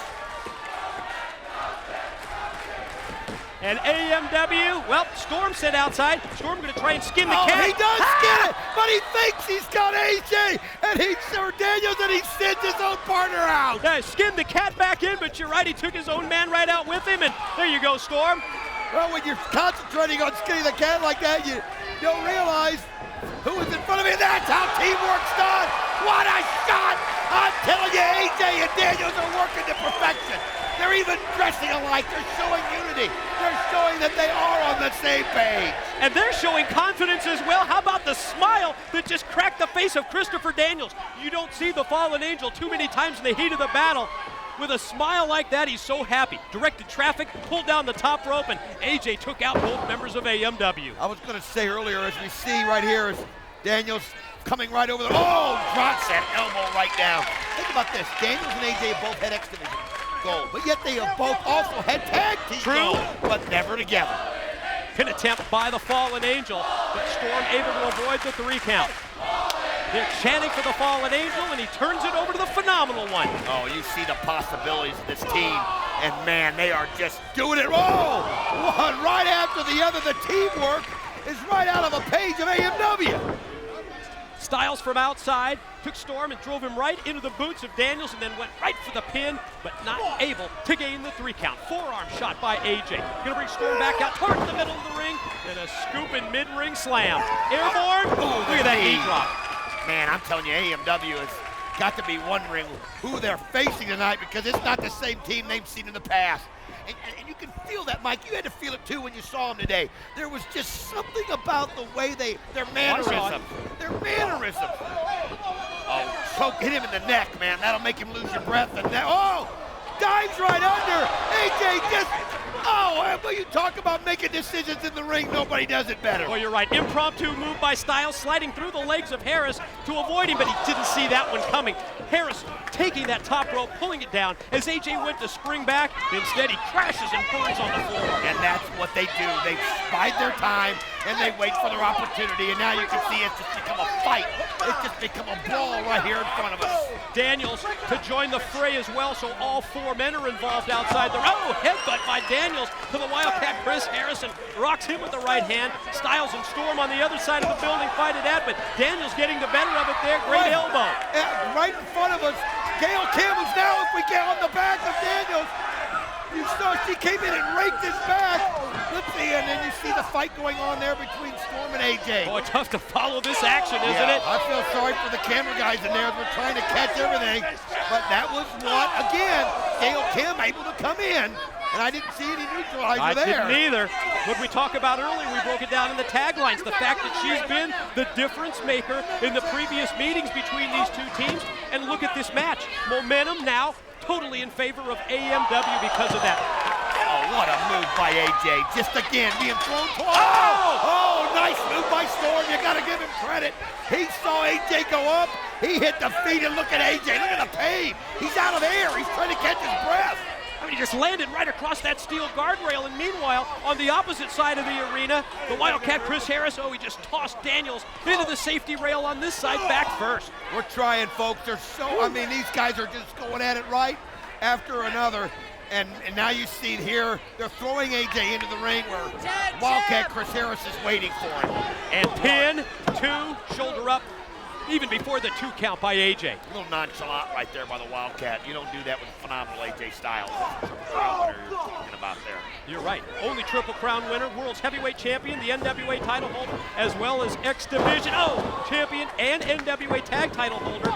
Great clothesline by the southpaw, left arm lariat by the Wildcat, but leads to just another 2 count. You saw right there what the Wildcat does. I mean, that time he wasn't nonchalant with it. He went and tried to wrap him up and get a quick pin. And you got to give him credit, he adapted, and this is what they do. They get it going their way, and Daniel's still not quite recovered since he got rammed into the rail there. It's what they do best. You see Gail Kim get involved. She's up on the apron to distract the referee. AMW to milk that 5 count that they have before the other man gets out of the ring. Storm drops down for the pin attempt on AJ. But AMW has turned this thing in their favor. They're cut off the ring. They go back to the tag team basics, and they remain in control. Oh, look at AJ. Nice kick right to the leg, and but Storm follows it back and then levels it with another one. And then goes over and gives a shot to Daniels, who's still reeling. And they come right back for the pin. 2 count on AJ, who barely got the arm up. What an exchange of kicks between the Tennessee Cowboy James Storm and the phenomenal AJ Styles. Well, AJ's not been the same since Storm laid him on top of that rail. When he was on top of it and put his feet out from under him, AJ just seems like he can't catch his breath, and he just can't seem to get any speed, and now look at the power. This is what the Wildcat's all about. Nobody does this better. He can hold him up there forever and let the blood rush to his head. And does, and then drops him down, crashing down with that high vertical suplex. Oh, you heard him yell. That was beautiful. And it is. I got to admit, it's a thing of beauty. He does it as good as anybody I've ever seen. Decides that he's not even going to go for the pinfall at this time. Instead, throttling AJ with the chokehold right in front of the referee. And this is what AMW does so well, Mike. They let you get confident. They let you think it's all you, and then all of a sudden they start humiliating you, and that's what they're doing. And you can see with what Harris just did moments ago, the choke of AJ. It just points out what you said just minutes before that AJ, ever since that problem out on the arena floor with the guardrail, he hasn't been able to get all of that air, all of that wind right back into his lungs. Oh, if you don't get oxygen to the lungs or to the brain, I'm telling you, it makes for a long time, and then he's spinning. Oh, he's trying to make the tag, missed it by millimeters. You can almost sense here that Styles realizes how important it is to make the tag. AMW doing everything to cut him off and avoid that, but Daniels in for the save before AMW can get the 3 count. Andrew Thomas tells him to get out, but it was a great save by the Fallen Angel. He had to do it. AJ Styles is in trouble. In fact, I don't think I've ever seen him in this kind of trouble. But this guy has willpower beyond anybody's imagination. What Storm have in store for AJ now? From the middle open, actually perched up on top. Oh, AJ fighting him off. Knees. There it is! He hits the Pele! And what a Pele with the World Cup going on around us! That was one of the best Peles I've ever seen! Wow! Who's better at improv in the ring than the phenomenal AJ Styles? Pele out of nowhere. I know I didn't see that one coming, and I know Storm certainly didn't either. You were seeing him use the knees to the head, and that's how you get a tag in. Daniels goes over, gives him one, and then brings one back to him. I mean, Daniels now rested after being able to recuperate outside, and he's taking on both members of America's Most Wanted. Enziguri takes down Harris, scooping a slam for Storm. Oh, look at this. Oh, a little moonsault like he does there off the Not the BME, but, oh, and then he sets it, gets out of the way, and an elbow by Harris right on Storm. Right hands directed to the jaw of the Wildcat, Chris Harris, who reverses Daniels and shoots him off. Off the ropes, gonna go for the Bulldog, but instead it's reversed by Daniels. Oh, look at this, he's got it pinned, and again, Gail Kim interferes. Oh, man, AJ Styles neutralizes it right there.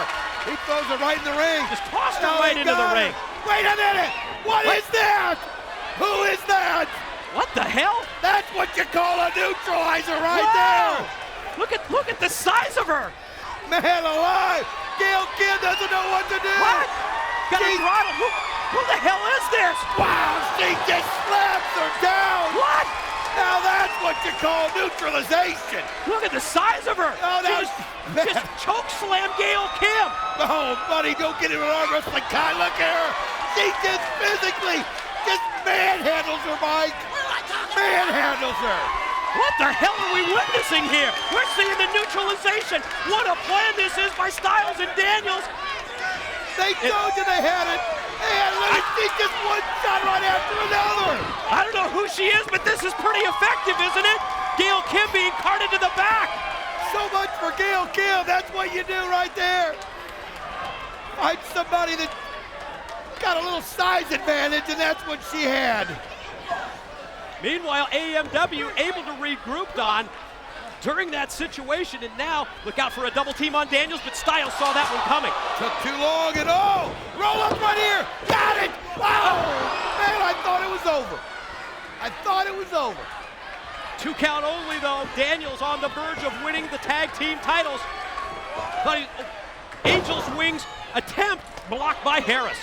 And he goes over and gives a right. shot to AJ for good measure. Now that may be the most important aspect of the move. Take Styles out of the match. Roll up now. Daniels pin, leg straight up here. Oh, just crushed Daniels with a chair. Storm from outside with the steel chair. Daniels has been knocked out.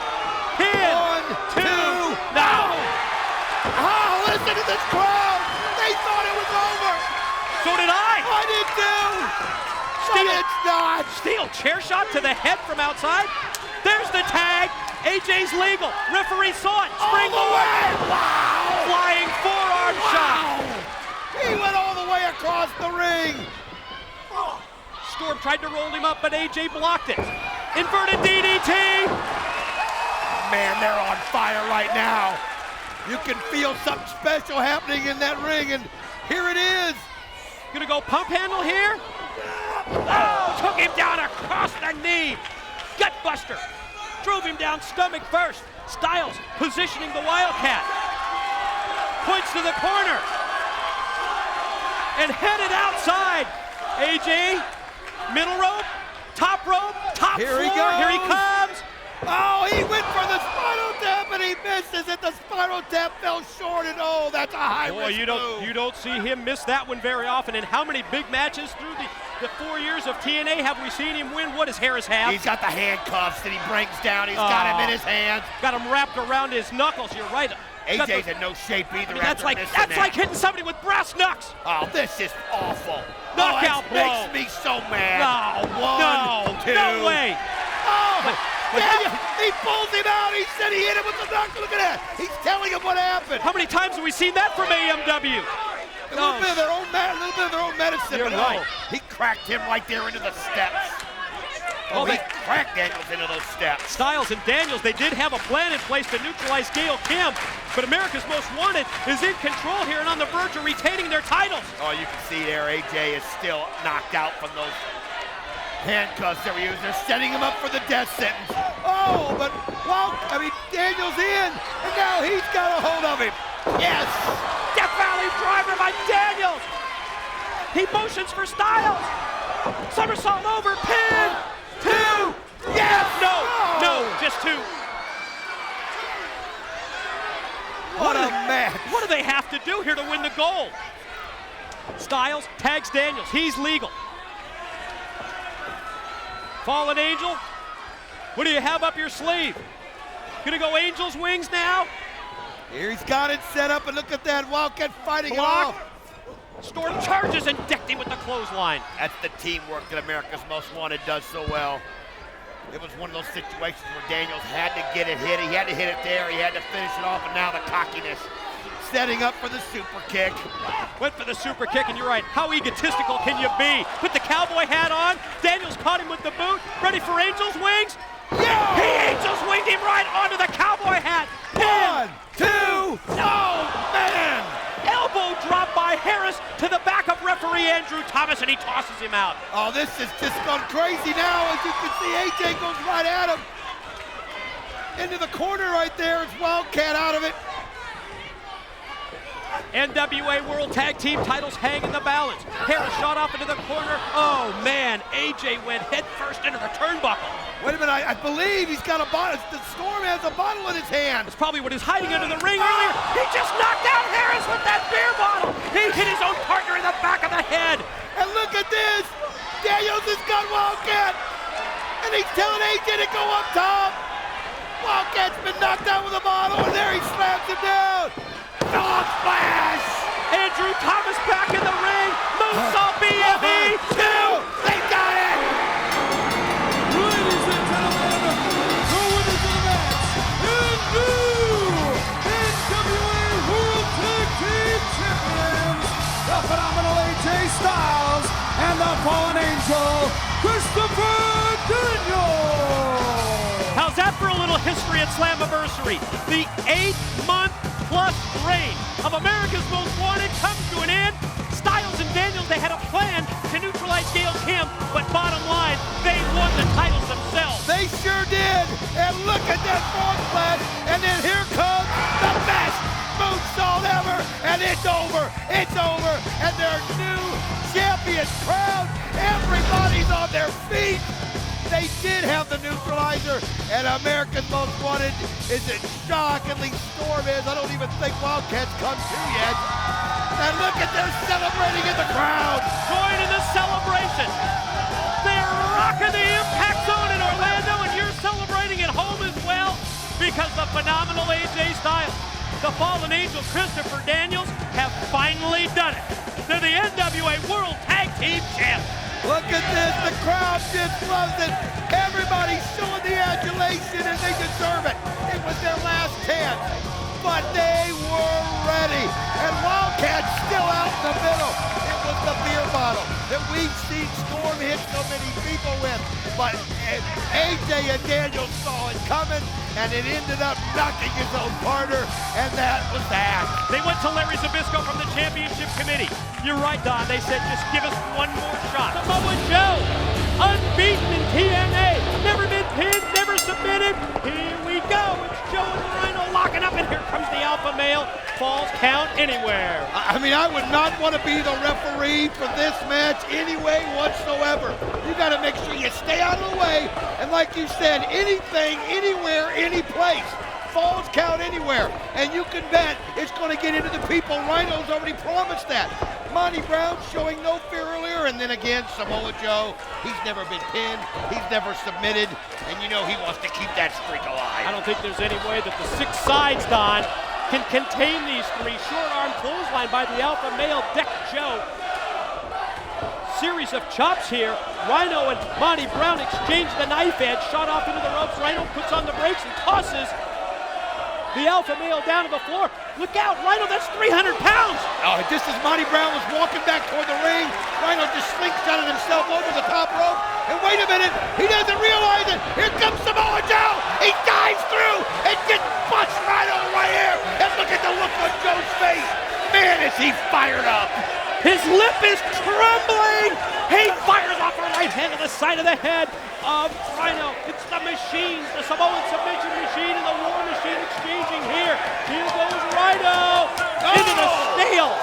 He smashed, but while he does that, Monty Brown grabs the trash can and smashes Joe. And then he smashes Rhino. And now Monty Brown has the upper hand. Momentarily. Oh! Wow, he punted it right into his face. He punted it right in his face. Football's right around the corner, and yep, Samoa Joe, he's obviously ready for the upcoming football season, cutting the trash can right in the face of a former National Football League linebacker, by the way. These are three of the biggest, baddest dudes you're ever going to see in the ring at one time. Oh, he just face-washed him with that boot right over the face into the rail. Remember several months ago when he did that to Christopher Daniels. Look at this exchange now. Rhino and Samoa Joe, who's going to get the better of it. Oh, you can see Joe right there goes over the rail. Probably a good move.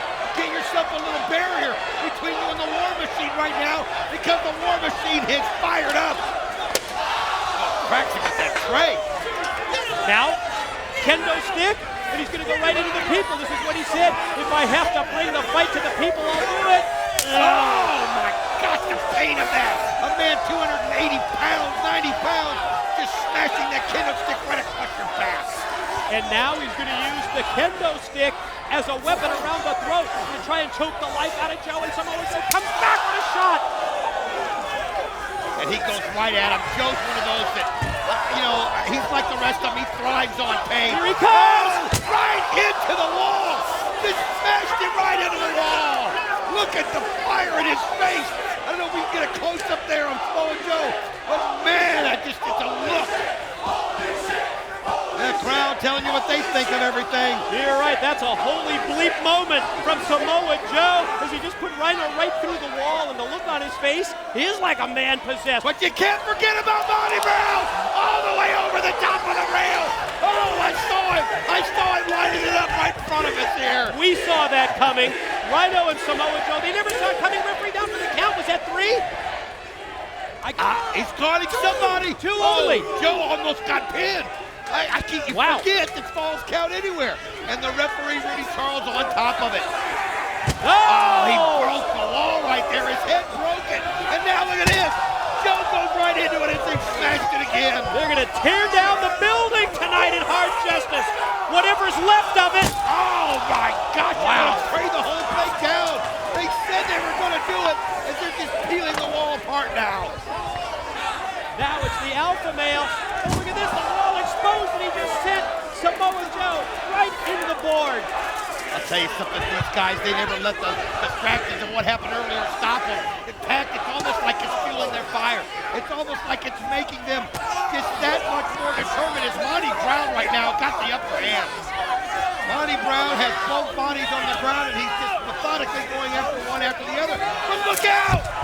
Pieces of the wall being used as a weapon. First the alpha male, and then Samoa Joe, and now all 3 are back on their feet, and Falls Count Anywhere continues.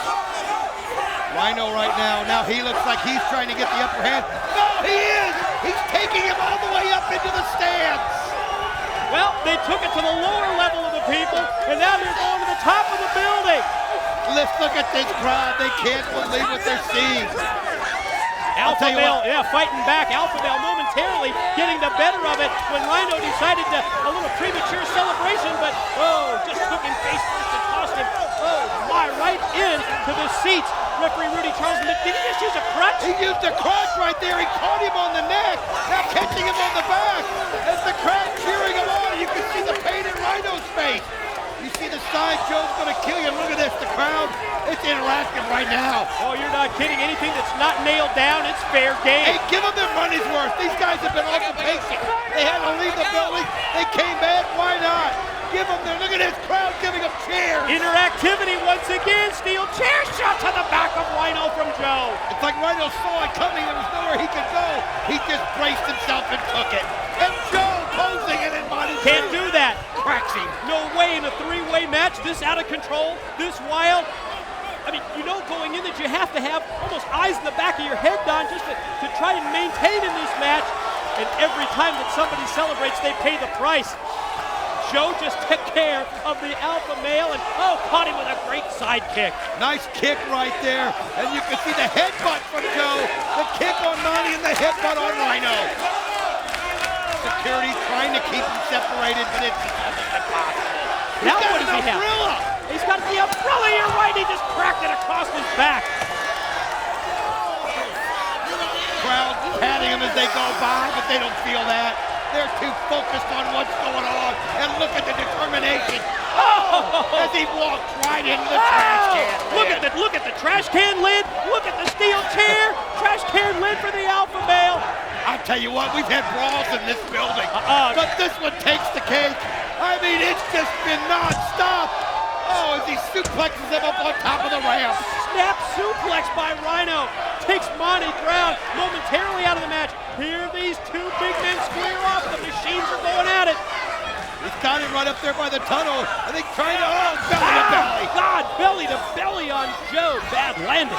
Oh, Joe caught the top of that where it's kind of like a ridge. And you saw it, you can see comes it the in the door. He kicks it just in time, boys. And then the alpha male. Look at the strength of the alpha male. These guys aren't going to have a bone left in their body. Pin, count. Where is he? 1, 2. Oh, man, great job done by Rhino. You're not kidding, sliding right into place to make the 3 count after that unbelievable double underhook suplex. Now, it's the alpha male Monty Brown and Samoa Joe exchanging. Joe with the kick for Rhino to take him out of play. Oh, man, Monty male. Drop kick? Alpha male with an unbelievable drop kick all the way up to the chin of Samoa Joe as he just nailed him right there. Pin. Here it goes, 1, 2. Oh, he just barely gets the shoulder up in time. Win streak just this close to being extinguished here tonight at Hard Justice. And now, War Machine. He's waiting. Oh, he waited for the moment. Caught the back and then the head. One shot after another. I can hardly keep up with this, Mike. Now the alpha male rolled back inside the ring. Rhino looks like he's going to go underneath the ring. What else is there to grab? Anything that's not nailed down, like we said earlier, cans, more trash can lids. Bring on the carnage.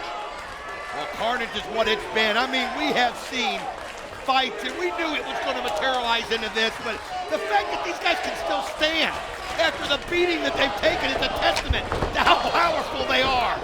Look at Monty Brown. First he fires him into the corner, decks him at the clothesline. Joe's going to come in here. Smart move by Joe to keep this match alive. You just can't forget about the third man. Every time it seems to be, right to the groin right there with the knee. Oh, nice kick to the jaw. Oh, he uses the trash can lid to land on the gut. Trash can senton. Yeah, he hit the backsplash with the lid. Listen to this crowd. Absolutely going bananas. Oh, and Rhino used a steel chair to double over Joe, caught him right in the gut. It's an electric crowd tonight after everything we've been through, and this one, Spine buster on the chair. No. Spine buster on the chair, pin. 2's got it. Oh, I thought Joe was pinned. He almost had the streak broken, just this close. Rhino seems to be in charge at this moment, but I don't know, I can't find Monty Brown. Don't forget about him, but right now it's Joe and it's Rhino. Oh, gonna try and get Joe up there. Good luck. Joe trying to fight it off at least momentarily. It's almost like he's probably glad to be sitting, but he got to know something bad's getting ready to happen. And he's stuck and he's out of breath and he's fighting. He's hitting him in the back. Look at this. High risk, but look at Joe. No.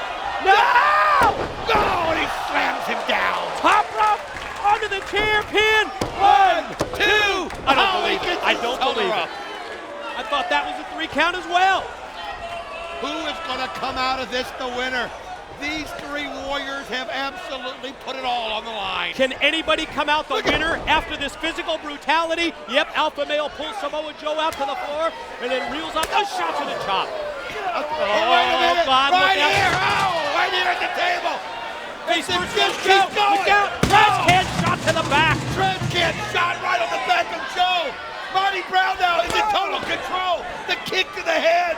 And now he's got Rhino in the ring. Joe's weary. Joe's out. After those shots, Look at alpha this. male Monty Brown getting the table from underneath the ring. Listen to this crowd. And where's he going to put this table? Joe absolutely out in front of us. Trying to catch his breath as Monty Brown setting it up. Rhino's still in the ring. Monty Brown right now in total control. Joe gets to his feet and hits him with a tray. Yeah, paint tray to the top of the head. Alpha male not going to let that stop him. Monty Brown fights back. Oh, no. Takes Joe up the ramp on this side. Look at this. He's setting him up for it. Is he going to do this? Joe holding on for dear life. Monty rocking. Look at these chops. Can he hang on? Can he balance himself? Oh, Joe able to get out of there. I thought he was going to slam him backwards. Taking it into to that. the top. Oh, man, alpha male. Receiving end of several right hands and then these vicious knees from Joe. But it's just like the pain is driving him on. It's Monty Brown. Oh, Monty Brown fights back and he gets the knee in Joe's gut. Oh, right on top of the ramp right there. Look at the back of Joe's head. desperation neckbreaker by Monty Brown has Samoa Joe in trouble. I mean, think of this, neckbreaker in the ring or the neckbreaker where the back of your head crashes right onto the entrance ramp. That can't feel great. Then you got Greats right up there. Look at this, he's ready to do the pounce. Monty Brown feels it. Joe's reeling, but here comes Rhino. Oh, before he can do it, Rhino able to get his breath, and he's coming back full bore. War Machine charged from the ring with the trash can lid, and now he's got Joe and Monty Brown in trouble, and he's clearing off another table. He's grabbing another table. This is unbelievable battle between these three, Mike. Look at this, Rhino setting it up. Setting another one. Grabbing another table. What in the world? He's got to be setting it up to gore somebody through that. One would anticipate that that could be what he has in mind. Is it going to be the alpha male? That's where he goes first. Monty Brown taken up to the top, right into the wall. Man, they said he was going to tear this building down. Well, they're doing the best job they can. Look at this! Oh, he missed this! Monty gets out of the way, and it's Rhino that goes through both tables. Rhino gored himself in essence here. When the alpha male moved out of the way, he went for the gore, and he just went right through the wood. Monty Brown was so close, and look at Rhino, everything he had left, and look at the eyes of Monty Brown. He feels it now, and he goes right after Joe, but Joe's ready for him. Oh, both of them crashed to the table. 10, 2, he got him. Ladies and gentlemen, here is your winner, the undefeated Samoan submission machine, Samoa Joe! he used the STO on the alpha male, and he powered him right through the table. And he gets, miraculously, the 1, 2, 3. And if you're not on your feet, either here in the building, if you're not on your feet at home, then damn it, you don't have a pulse. Joe wants the microphone as he's grabbing the microphone. What a war! What a battle! And this crowd is on. TNA! I came here looking for a fight, and whether this son of a bitch burns down or not, I got one, and damn it, we can do it all over again.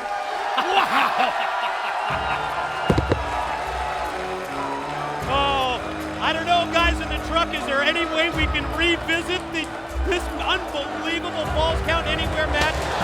That was worth the price. Look at that ranking right there. There was a gore attempt that cost Rhino, and then the crowd got involved. There's that double underhook, the butterfly suplex. The War Machine, yeah, he went for the gore and ended up right through the table. And there it was, Monty sidestepping. Then Monty thought he had it, and then Joe took it to Monty and pinned him right there on the table. There you see it. STO through the table, the follow cover, the referee makes the 3 count. Samoa Joe remains unbeaten in TNA. There was no loser in this match. I'm going to tell you that right now. No loser. Physically, however, how are these 3 men going to be able to rebound? That's a question we'll answer in the months ahead. 5 tag titles.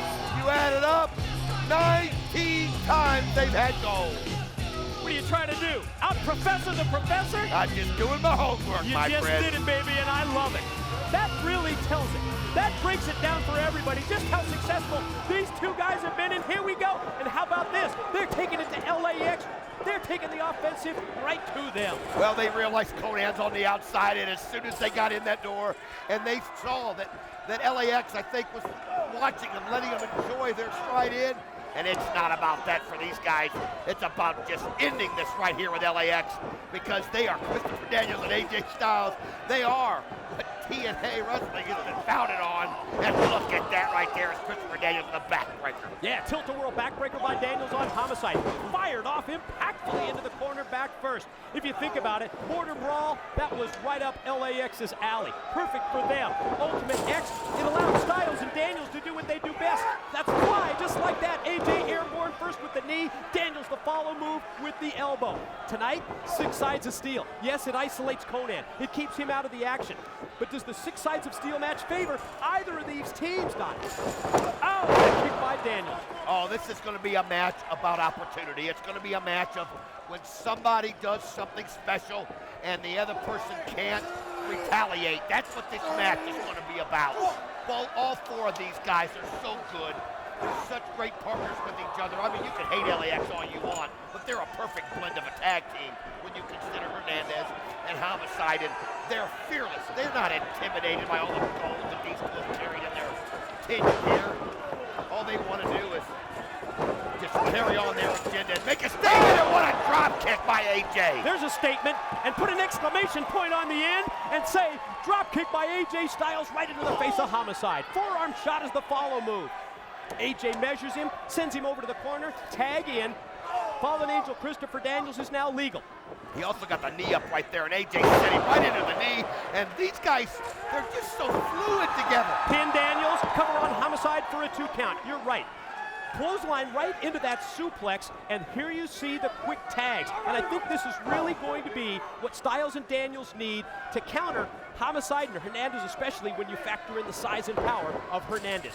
I want to mention something else here. Oh, man. Homicide just vicious right there. And that's how they are. And you see Conan at the ringside area, how happy he is as well. Oh, look at that backbreaker by AJ Styles. Pinned by Styles? No, 2 count only, barely on Homicide. I want to say this, and it's going to be hard to get this in. I mention it every time with the 6-sided steel, but watch when someone goes face first into the cage or their body hits the cage. There's no give because of the 6 sides like that. That's right there. it, perfect point. AJ, there's no give. He hits it, and that's why you've seen people get busted open so many times in a match like this, because it's like hitting a cheese grater. Your flesh just hits that cage and just rakes across the steel. You're right. It'll cut you open raw. Sends him off into the corner, does Hernandez, who charges in. AJ able to get up the boot.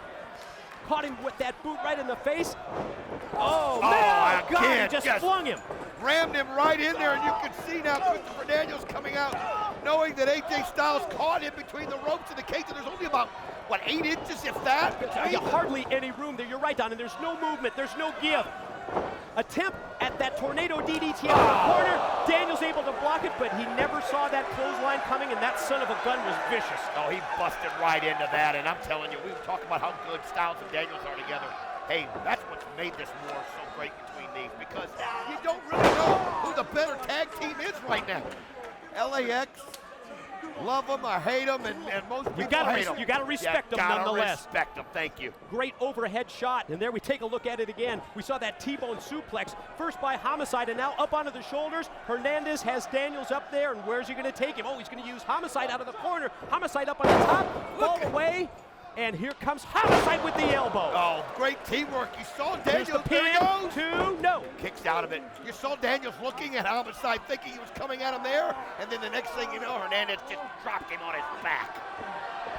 Oh, it's LAX right now, and AJ Styles has been busted. I thought he hit that. I didn't see it. Oh! Took him overhead, did Homicide. Fallen Angel crashes down to the canvas, but you're right. AJ Styles, you see his forehead there. It was busted open on one of those 2 times that he was flung into the cage by Hernandez, who goes for the pin on Daniels. It happened right in front of us, and I saw him hit his face first right here, and I thought there's no way he's going to be able to come through that without being bloody, and sure enough, there's no give in that cage, and that's just the facts.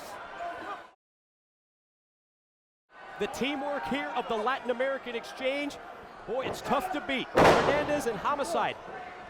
Suplex, hit by Homicide. Takes Daniels over. Caught him with the knee as he heads to the corner. Looks like Hernandez wants in. Homicide, I think, has other things on his mind. He was talking to Conan around the ringside area. Conan handed Homicide something. Oh! It looks like a fork. Is that what it was? It looked like a fork. He took whatever that object was that Conan handed through the cage, and he drove it right into the head of Daniels. I don't know if we can see this, if we can get a close-up. I swear he's got a fork right on his head. That is what it is. Oh, God! Oh, come on! Repeated shot into the open wound. That's sickening. Referee Hebner doesn't see it. Doesn't know it. And he sticks it in his boot right there as he goes over to... Oh, unbelievable how he's been blocked from the view. And he has just taken that fork and grinded it in Daniels' head. Oh, you're right. Homicide channeling Abdullah the Butcher, using that fork. Repeated shots to the head of the fallen angel, Christopher Daniels. Well, any way they can do it. They fight so dirty. And you know what? To them, it's just a way of life. I've got to be honest. It's not dirty to them. It's survival to them. It's how they get to the next level. How does Konnan describe his own team? Militant thugs, 24/7, 365. Daniels gonna spring off the ropes, but you know what? This power advantage, it might be too much. Oh man, back first, oh, then into a power bomb. I mean, it piles them right Pin in. to Styles, had to come in and make the save. Think of that, it'll shred your back. He takes you with all of his power. He slams your back first into the steel. He follows up with a power bomb. Styles luckily made the save. Wait a minute, they're in the hand of Homicide. Looks like it is a tequila bottle. Oh, and he just spit the tequila right into the face, and now pouring it on him. Oh man, that's just insult to injury right there. Homicide and Hernandez, Konnan's Latin American exchange. Think about the alcohol getting into the blood. That's it. I mean, think about that. How that must burn. The stinging, plus he got it in his eyes. Oh man, Christopher Daniels is in a bad situation right here. With the blood flowing down his face, his head down onto his chest, fighting it off and headbutts. Oh. Look at these shots by Daniels from up on top. Oh, look at that! What a shot! Unbelievable! You got to be kidding me right there. Oh, was that unreal? He hip tossed him from the top rope and the crash down to the canvas. Let's look at this again. Look at this shot.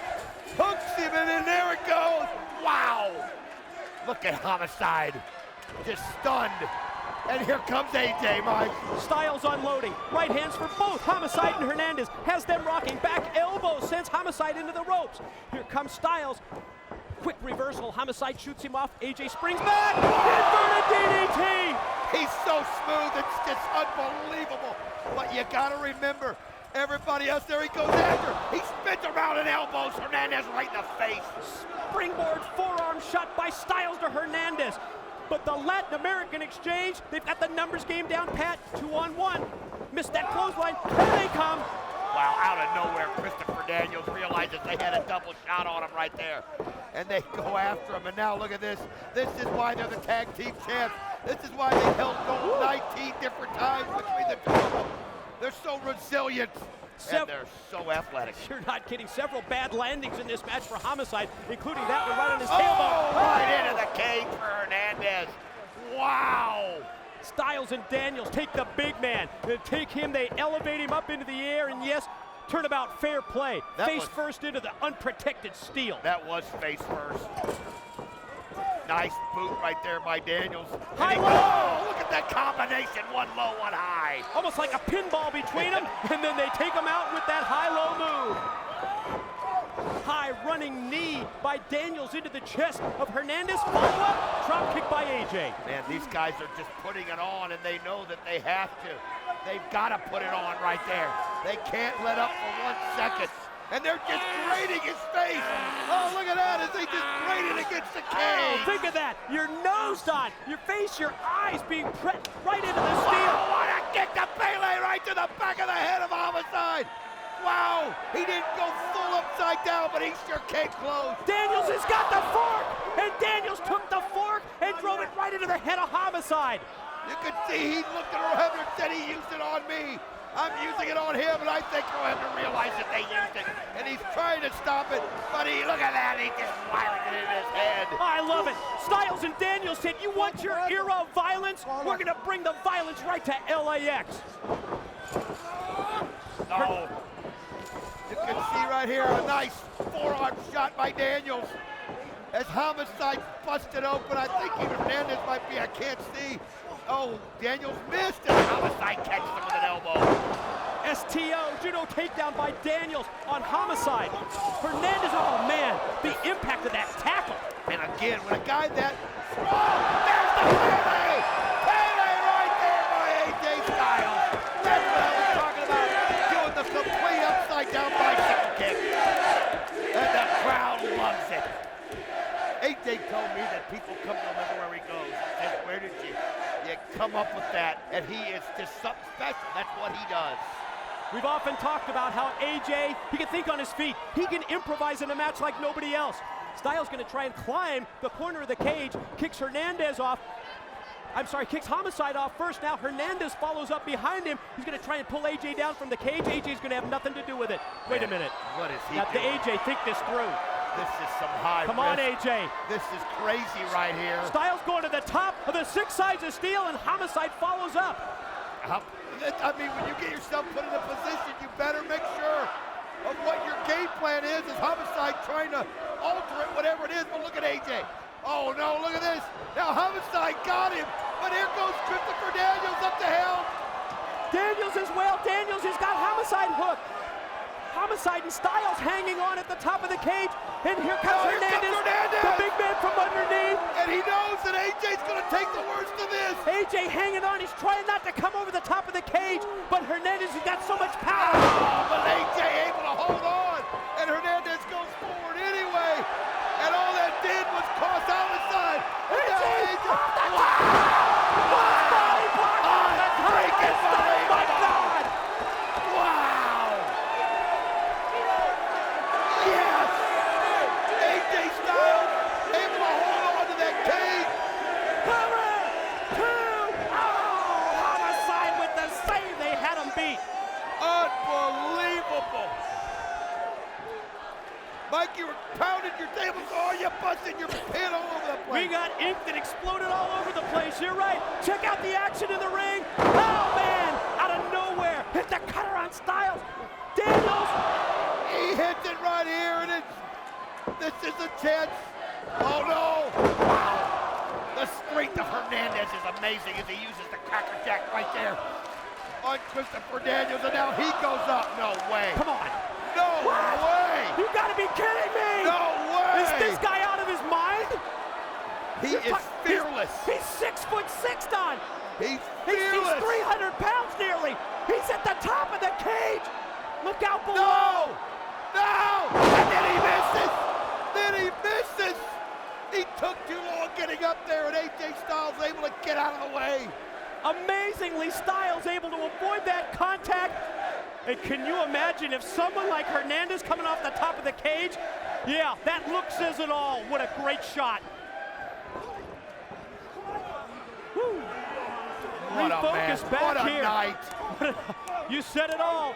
Repeated shots to the back by Daniels on Hernandez. Wait a minute, look at that. He Angels handed him a wings. coat hanger. He handed Homicide a coat hanger. As he was going to go for the Angels wings on Hernandez.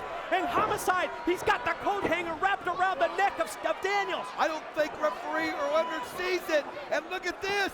Conan's pulling on the other side so that Christopher Daniels is stuck with the coat hanger around his neck.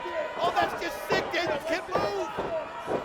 This is a sickening situation. Can you imagine this? He's choking the life right out of Daniels with that coat hanger. You're now looking at a 2-on-1 situation, but AJ Styles fighting with everything. The referee doesn't realize that Conan's holding the coat hanger from the other side. Look at that view. Good shot by the cameraman. Like Daniels is passed out almost as Styles drops Homicide in mid-ring. AJ, though, not any quit in him. There's no quit in him. And he just keeps going. The crowd loving everything they're seeing. Oh, but AJ just got turned inside out, upside down. Bad landing on his neck. No! Here comes. Oh, the Rhino killer! No! No! No! Ladies and gentlemen, your winners and new NWA World Tag Team Champions, the Latin American Exchange. We said it earlier. Love him or hate him. You You gotta respect him, you're damn right. But Conan, again, able to figure out a way to do it. Conan using the coat hanger, choked around the neck, and Christopher Daniels didn't see it. I mean, the referee didn't see it. Christopher Daniels couldn't help AJ Styles out when it became 2-on-1. New tag team champs, Mike. New NWA World Tag Team Champions. They've done it again. Conan's militant thugs. Homicide, Hernandez, the LAX. Yes, they're tag team champs and they're not happy with it. Look at this post-match beatdown. And now you see the beatdown going on right there. It's LAX, come on. Come on, enough is enough. That's You've enough won of the this. belt. You proved your point. You got the tag belts back, and even Conan, look at this three. This is just sick. Oh, come on, let's just stop this right now. But see, they're just letting him know, come on, you've got your titles. You've got your titles. get out of the ring. You're the tag champs. 2 title changes already tonight. Right. 2 championship matchups. 2 new champions here in TNA. LAX, Conan, the celebration. Let's show some highlights of this, Mike, if we can. Guys in the truck, is it possible? Here we go. It's been an unbelievable match and an unbelievable night. Daniels and Styles come to the ring with the gold. The challengers LAX, and here's the action. I mean, you just saw, that was an unbelievable move by Daniels right there. And then you saw the inverted DDT by AJ Styles. And then the teamwork. And it looked like it was gonna be all Styles and Daniels and right there Hernandez, but one person was missing, and it was AJ, and he came off the top. Wow, what a shot of AJ Styles. Look at that. Yeah, more amazing, Don, every time we look at it. And then Homicide takes Styles up, just folded him up like an accordion. Gringo Killa equals 1, 2, 3, and as a result, the Latin American exchange, yes. The following contest is a career versus title heavyweight championship title bout. When the bell rings, the man in charge, TNA official, Mr. Rudy Charles.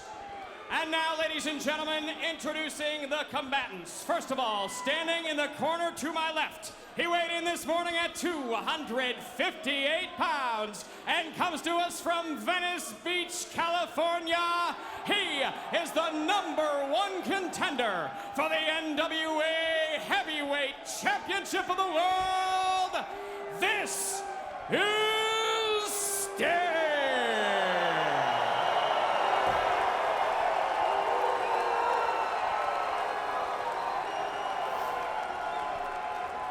And now, ladies and gentlemen, introducing, standing in the corner to my right. He weighed in this morning at 235 pounds and is the current reigning and defending NWA Heavyweight Champion of the World, the King of the Mountain, Jeff Jarrett.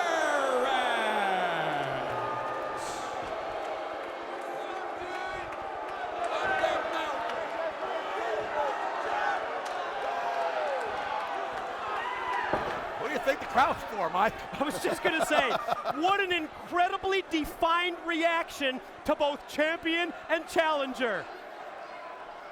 Here in Detroit, and boy, Don, I tell you what, he took that ring robe off, and I think you're right on the money. Take a look at the physique of Sting. He told me that he's lost close to 20 pounds to get ready for this match. He just got himself into a rigor and into a shape like he's not been before because he knows what it's gonna take.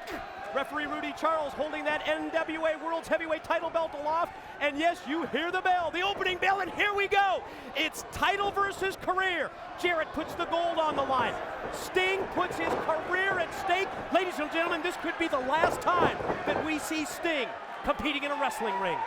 Think about this too. Outside the ring is the special enforcer, Kurt Angle. He's there to make sure you don't see the shenanigans from Jeff Jarrett, and he's also there to make sure that Sting also toes the line right, and you see Jarrett right there just snapped one off on Sting. And again, how about we that? talked about how Jeff Jarrett considers that belt. It's him. It's a part of him. Yes, a lot of people hate him, and you heard the crowd. But don't disrespect him, I'll tell you that.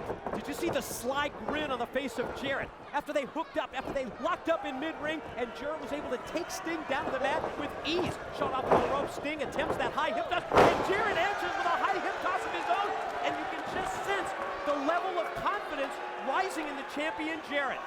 Well, Jeff Jarrett wants to be the one to say, I ended Sting's career. How many people can say that about an icon? How many people can be the one to come out and say, look, it was me that ended Sting's career? That's the goal of Jeff Jarrett right here, and think about it. That's a mark on your record that nobody can ever take away. The close-up camera look at Sting's face, it was almost that look of bewilderment at what we've seen here in the opening minute of this matchup. Attempted another hip toss out of the corner, but Sting's got his arms hooked on those top steel cables. Turns Jarrett around in the corner, swings with a wild right hand, and Jarrett comes back with another hip toss. And what we're seeing here in the opening minutes is Jeff Jarrett out wrestling Sting.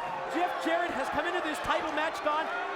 I think, more prepared than I've ever seen him, and I don't know if it's ring rust on the part of Sting. I don't know if Jeff Jarrett has his number at this point, but I can tell you this.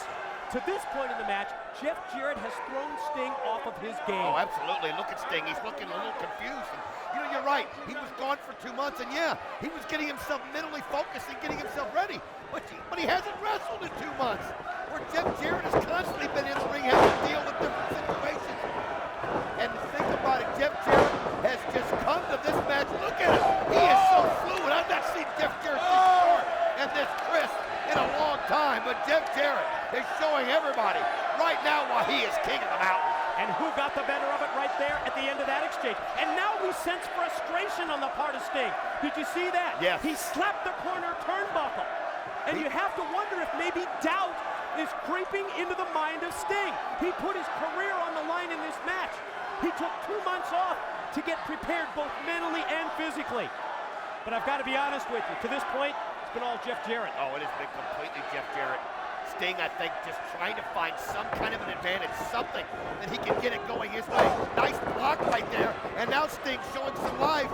That's what he's got to have. But Jarrett able to go under. Beautiful drop kick by Jeff Jarrett. And look at Sting, he gets out of the ring. Swing and a miss with the clothesline by Jarrett. Then he drilled him, yes. Drilled him with that drop kick. Jarrett did connect, rather. And now there it comes, the Jarrett stretch. As we see outside the ring, Sting eye to eye with Kurt Angle. But, oh, Jarrett, he's cocky and he's confident. I think right there, that's what Sting needed to do. Get out, regroup, just change the plan. Whatever it is, Jeff Jarrett right now is owning you. He's owning you in that ring. And that is just, the new look is not intimidating Jeff Jarrett in any way.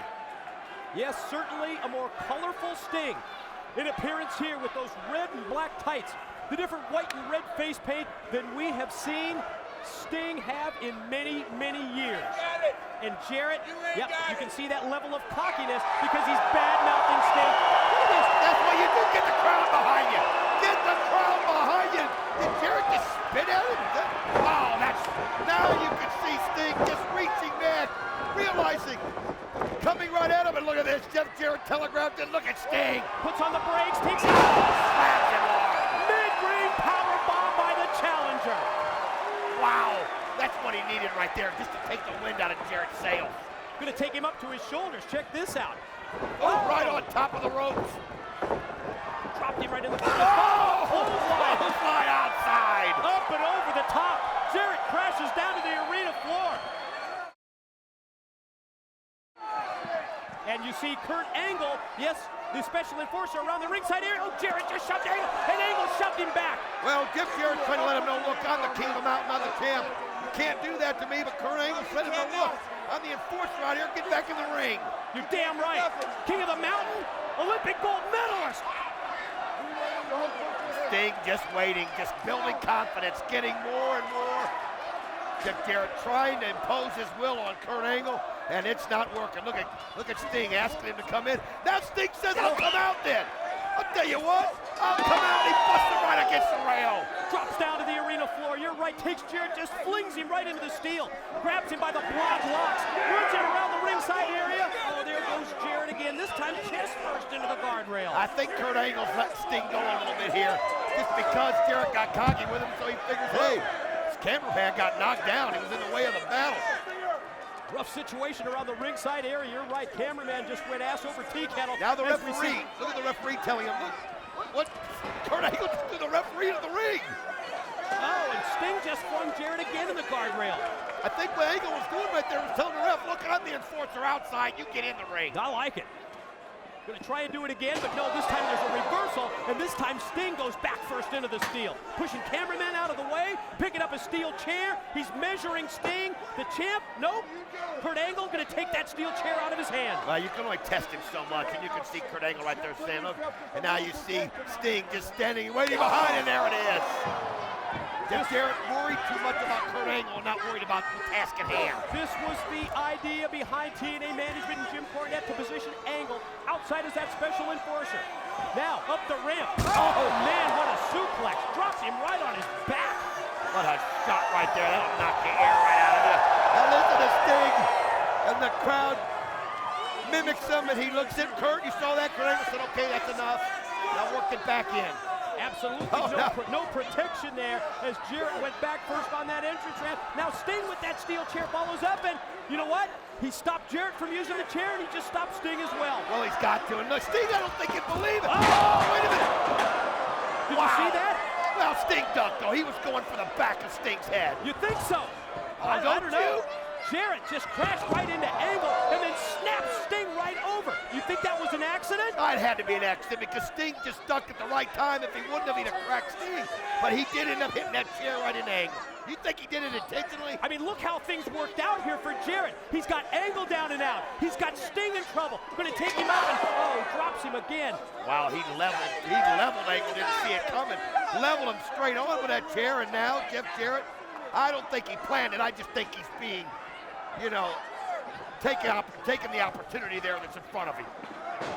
Now puts the boots to Sting in mid-ring. He's got Sting in trouble here. And Jarrett again drives that boot right into the shoulder of the challenger, who, yes, is putting his career on the line. To the off the ropes, ducks that back elbow. Sting springs off again, and here comes the sleeper.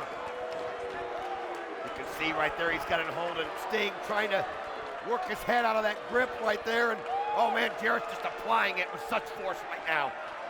Jarrett has the sleeper hold applied on Sting, nowhere close to the ropes. There you see that over-the-shoulder camera shot as Kurt Angle has made his way back up to his feet. He was down on the ramp after that collision earlier. Angle's back up as a special enforcer, and Sting's digging down deep to break the sleeper. Nice elbows right there to the gut, and that's what you do. Take the air out of Jarrett, and he'll have to release that grip. Oh, but Sting, you can see them both fighting, and it just looks like Sting still can't seem to get a grip on him, and now he's ducking. Now he's got momentum. Oh, mid-ring collision for both of them. Both men go for the flying cross body block. Both men connect, and both Sting and Jarrett are down. I was just looking outside the ring. You can see Kurt Angle over there where he took the shot. He's trying to get his composure. You can look at him, but he looks like he's getting it back together, but still, you got to wonder what's going through his mind. TNA official. Yep, senior referee Rudy Charles putting in the count. He's at 5 right now. Everyone counting along here in Detroit. 6 and oh man, he's no movement. They're not even moving. No movement from either Sting or Jarrett. Look at this. Now he's at 8. 8. There's nobody moving. At 9. They're both like that. Here he goes for. Wait a minute. 8. Look at this. Wow. Olympic slam. Olympic slam by Angle. A referee Rudy Charles. He says, I'll tell you what, I'll referee this. He wasn't going to let this be done with a count out. The special enforcer has just become the special referee. Senior official Rudy Charles dumped out to the floor. He just said, let's get it on. Let's turn him loose. He's got them both up. That's what you do. He said, now look at him, just throwing blow after blow. Sting fighting back. Sting getting the better of it here. Repeated shots for Jarrett. Gonna fire him off into the ropes. Here goes Jarrett up. Inverted atomic drop. Right, oh, and then he just takes it right to him as Jarrett tries to get to his feet. And he does it with another one, Mike. Another clothesline. Stinger splash in the corner. He caught Jarrett completely unaware. Hunting from behind. There it is. Scorpion death drop. Cover. Angle counts 1, 2. Oh, he just gets his shoulder up just in time. Woo. Just that close to a new champion. Sting on the verge of becoming the NWA World's title holder and also keeping his wrestling career alive. I like what Angle did right there. He went to Sting and said, hey, no, he got the shoulder up. I mean, it wasn't a slow count. It was right on. Kurt Angle making sure it's all. He just decided to take it over himself. And here goes the stroke. And he hits it. Planted him face first. Jarrett hits his patented move. Tells Angle to count. Angle down for the count. 1, 2. Whoa, he got the shoulder up, but you got to give Angle credit. You have to. Perfect cadence from Kurt Angle. Now the special referee, the former special enforcer. Jarrett now picks up Sting at the head, at the hair, rocks him right hand to the jaw. Uh-oh, gonna go for a pile driver here, but Sting fights it off. Can he put his weight advantage to use? You saw it in the tail of the tape. Look at this, oh, he does it right to the head of Jarrett. He's got it right here. Pin, 2. Oh, man, now you talk about split second.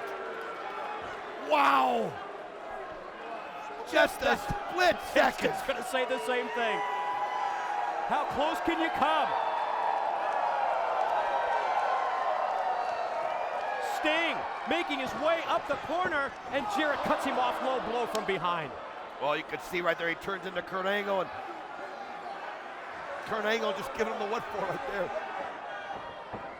Now Jarrett gonna make his way up into the corner. Is he gonna go for the stroke off the middle rope? Here it comes. This could end it right here, and Sting, though, fights back, realizing his career's on the line, and then he sends Jarrett going. Yeah, just tosses him right down to the mat, and oh man, went for a splash out of the corner. Jarrett gets both knees up, made contact with the chest of Sting. Give Kurt Angle credit right there. He's making sure both these guys do it in the ring right here. Now look at this. Could he be going for? He's gonna go for the figure four. He of course sure he is. It's his patented move. He twists, and he's gonna cap it off now. He's got that leg hook. Figure four, and look at the ring positioning by Jarrett. Dead center, middle of the six-sided ring. Where's Sting gonna go? There's nowhere for him to go, and he just keeps pulling back on it and pulling back harder. He's just trying to damage Sting and end it for him. And look at Sting. Does he have anything left? You can see the pain on his face, Mike. Shoulders of Sting momentarily down for a 2 count from referee Angle. Not sure if we caught it or not. We were in so tight that time as we saw Sting. Can he use his power here to turn him over? He has turned him over. Jeff Jarrett, able to get loose. And now look at this. Jarrett gonna try it again. Gonna work on that leg. Gonna hook Look it. at this. Ankle lock right in Kurt Angle's face. Check this out. He's using the ankle lock right in front of Kurt Angle. Angle's famous submission move applied here by Jarrett. Oh man, he thought, well, you know what? That's the kind of resiliency he can show. You gotta do anything it takes. He touched what the a ropes. statement that would make. Sting's fingertips touched the ropes, but Angle did not call for the rope break. And he couldn't hold on to him. And Jarrett just pulled him right back, and you can see Sting just fighting everything. Jarrett not gonna let up on it though. Look at him, just holding on. First it was the figure four, now it's the ankle lock, but Sting somersault rolls through, and Jarrett goes out to the floor. Wow, that's how you counter that. Sting able to somehow get Jarrett off of him. You could see that Kurt Angle was ready to count him out if he would have tapped, but he didn't do it. Sting obviously favoring his knee as he gets back up to his feet in the ring. You can see now hopping on one leg, Don, because of the effects of first the figure four and then the ankle lock. And well, how about this? He's got his Baseball bat bat. comes into play.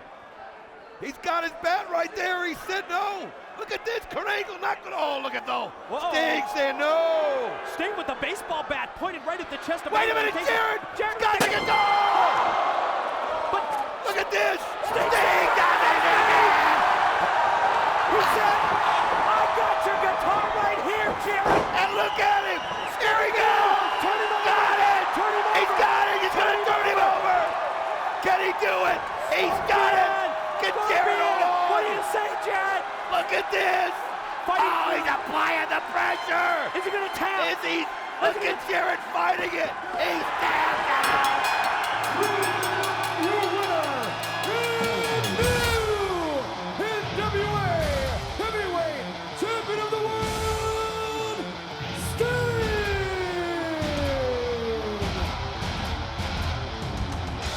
Listen to this crowd. He did it, Mike. Ladies and gentlemen, you have been witness to a very, very special night in the history of professional wrestling and in the history of this TNA organization. What you have been a part of, everyone here in Detroit, everyone watching at home, this is a night, this is a moment, this is a picture that we will never ever forget. And look at Jeff Jarrett right there, stunned that he doesn't have that belt. He's got to look at Sting hold it up in the air. But one thing about Jeff Jarrett, you can't take away the 4.5 years, the different times he's held that title, more than anybody, longer than anybody, as he watches Sting celebrate. You're right, Don. We saw that look on the face of Jeff Jarrett. Almost as if Jarrett was saying that he could picture himself being the one celebrating, holding the NWA World's Heavyweight title belt aloft, but that's not the case. You can see earlier that Christian didn't bring his, the referee's already had it, but this is going to be a situation, Mike, where when will they ask for the weapons and when will they try to get out of this cage? We've never had this style of cage match in TNA. You can go out the cage door.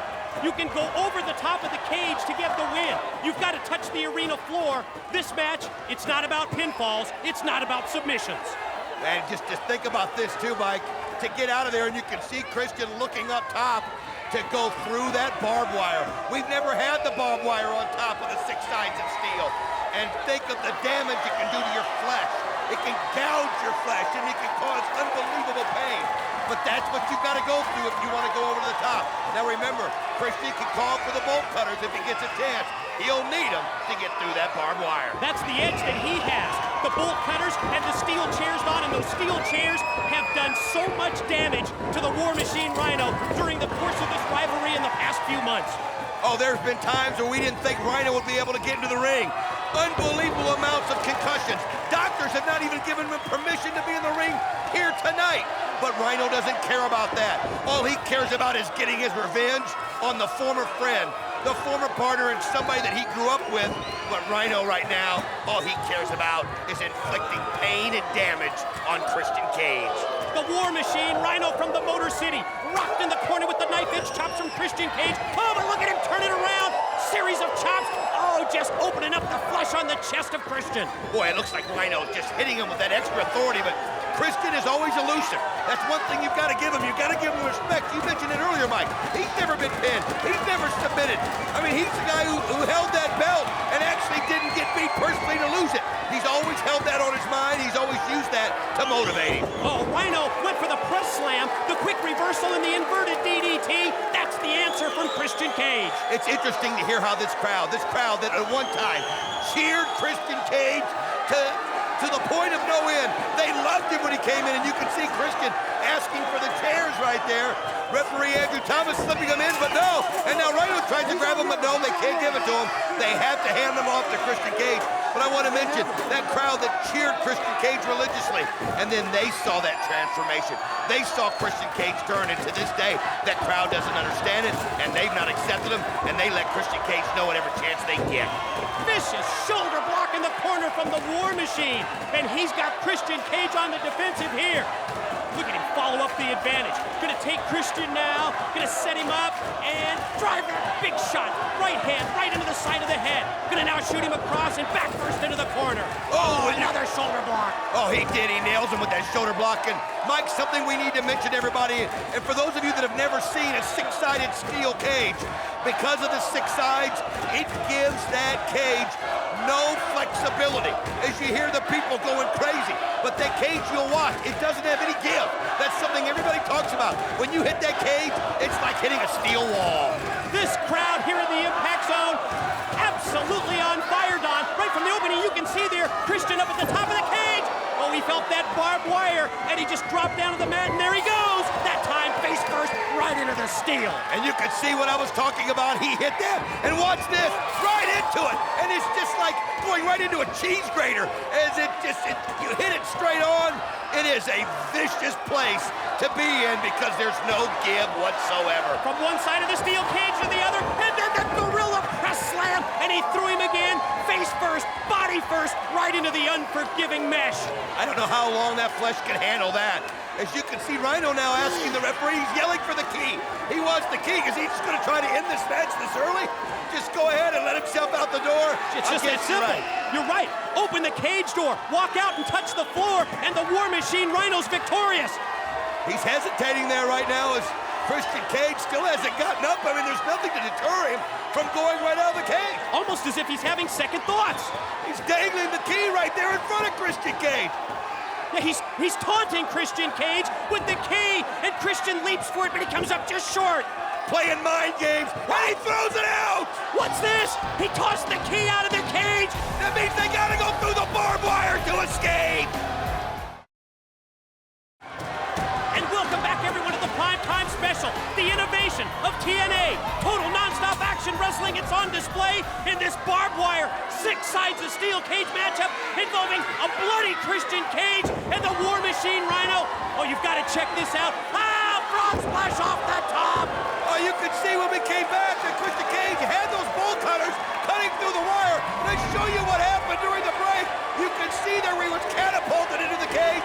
Then he returned the favor on Rhino. He got the bolt cutters, and he used them as a weapon, Mike, and then he went up top, cutting down the barbed wire. Almost got out, but these two bloodied warriors now, it is just getting intense. Oh, you're not kidding. With the key out of play. The bolt cutters, that's the escape method for Christian Cage. And you can see where he snipped the barbed wire, and he's got an opening. He's got to go over the top. He's got to make the way down the side of the cage and down to the floor. And the War Machine, oh, look at him climb the side of the steel. Well, he's so close to getting over there if he can leap down, but that's a dangerous leap from that high up. And you can see Rhino down. Look at this. Rhino taking his head right into the barbed wire, rubbing the already bloody face. Christian Cage writhing in pain. Look at that sight. It is gory. I'm telling you, folks, if you're squeamish, you might not want to watch because it is absolutely a bloody Christian Cage. Blood flowing from the head and face of Christian Cage, and backdrop suplex by the War Machine. That sent Christian Cage all the way across the ring. The crowd is absolutely going nuts. They're seeing something they've never seen here in Total Nonstop Action before, but that's what we do here on this primetime debut. We give you 6 sides of steel. We give you the barbed wire. And you can see Rhino asking for the straitjacket to see if he can use it to render Cage helpless. And Don, we also give you Kurt Angle, the Olympic gold medalist, the best damn wrestler on the planet, his TNA in-ring debut yet to come, and oh, Christian Cage escapes just as Rhino is going to put him in the straitjacket. It's amazing that Christian Cage can keep going with the beating that he's taken. He's had that face grinded in the barbed wire. He's had it grinded in the cage, but he just keeps coming back. But every time he gets close and he's going to try to get out of here again, Rhino's always there. Rhino not concerned about getting out. We saw that earlier when he threw the key outside of the cage. He's concerned about inflicting damage, but he better watch out because Cage is up at the top. What a battle this has been between these two warriors. The months and months of bad blood finally coming to a head here in this Impact Primetime Special. And Christian Cage not only fighting up on the top rope, but he's going to try and use the barbed wire as a weapon. Well, he's had it happen to him. He knows what it feels like, but he just couldn't get any leverage right there. But look at that. He bounces Rhino's head off the pole. No way is he setting him up for the unpretty here on the top rope. Exactly what he's going to do. Oh, my man, God. And he drove him down right into the mat. You gotta be kidding me right there. If there is any chance, guys, any chance whatsoever, you've got to show us a replay on this. Unbelievable unprettier right there from the top rope. It was that last ounce of strength from Christian Cage, unprettier from the top. And he took the War Machine down, but look at the amount of blood flowing from the head and face of Christian Cage. You gotta wonder how much he's got left. These two warriors beating each other to death. And you can see Christian just falling back. He's going on sheer willpower. Rhino right there also has to realize that now Christian Cage has a straitjacket and has a chance to use it on him. Oh, they're rocking the Impact Zone here at Universal Studios in Orlando, Florida. It is awesome, and Christian Cage has got Rhino. Oh, and he's got him on the verge of locking him up in the straitjacket. You can hear the crowd. They know they're a part of history. They can feel that they're a part of history. They're seeing it right here as TNA makes his debut, and Rhino fighting away, knowing that if he gets those hands tied, it could be the end of it for him, because how will he stop Christian Cage from leaving? And he's not only got the straitjacket arms tied together, he's got them tied together over the top rope. Oh, he's defenseless at this point. Christian Cage can get right out. Oh, he's going to try and escape now. Wait a minute, he's looking back. I think he realizes he's got him helpless. Oh, no, could he be doing what I think? Yes. I think he's calling for the chairs. He's calling for the chairs. We've seen him inflict so much damage with those chairs. And Rhino's helpless right here. There's nothing he can do about this. It was almost like a light bulb went off above the head of Christian Cage. He had second thoughts just as he was going to escape the 6 sides of steel. Just as he was going over the top, he decided no. He's got the War Machine defenseless, and he's got steel chairs. Look out! Oh, what a boot right there by Rhino as he kicks it right in the groin. That'll stop him. You can see Rhino fighting, and he does get loose. Christian Cage had his moment, and he should have maybe taken it to get out, because now Rhino's loose, and you can see he's fired up. It was a desperation move, but it's what he had to do. Series of clotheslines. Cage shot off. Oh, spine buster by Rhino. Oh, he just hit that with a sickening thud. You could just hear Cage hit that mat, and you gotta realize that Christian Cage can't have anything left. The momentum has turned right here. Christian Cage could have escaped, but he wanted to put an end to Rhino, and it cost him. And now Rhino's got the chair. Straight jackets off. Oh yeah, how about a little concerto for you, Christian Cage? And you know, Rhino, who's been on the receiving end of these sick steel chair shots, once it gets some payback, and oh, Christian just rolled out of the way. Oh, he did. He waited to the last possible second. Oh, God. And he's able to use it to counter it, and now he gets the shots right on Rhino, and that backfired on Rhino. What a back-and-forth action this match has been, as these guys know each other so well. Now what's he gonna do? Gonna set those two chairs in position. Gonna take a dazed Rhino. No, gonna go for the unprettier. He's gonna end it right there. No, Rhino's countered. Oh, but Christian Cage able to get out. But look at this, Rhino's got him up here. Oh, he's got him where he wants it. And there you go.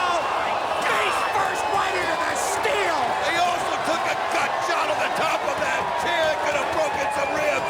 I mean, this is a war. Look at the blood. It's just a battle. What an incredible matchup. 6 sides of steel, barbed wire, cage match, Christian Cage and Rhino. Oh, this has been everything we expected and more. You gotta wonder what's going through Christian Cage's mind, if he can even think at all. We know what's going through Rhino's. He's setting up right there. Get him. He's looking for a gore. Gore him.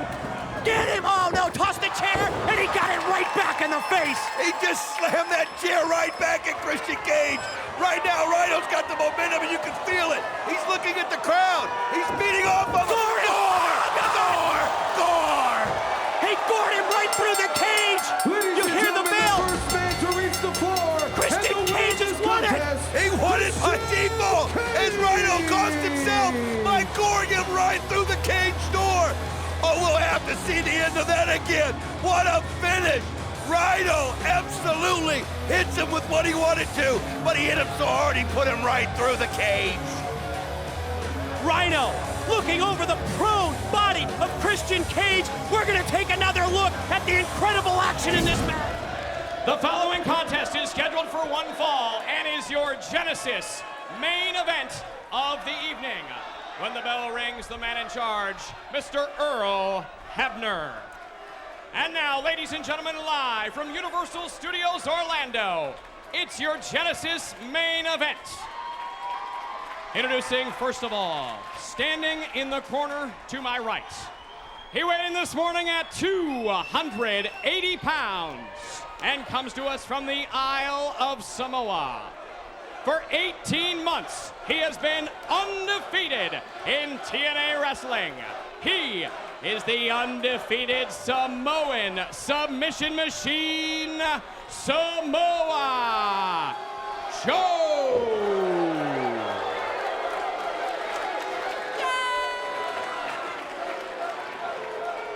And now, ladies and gentlemen, introducing his opponents.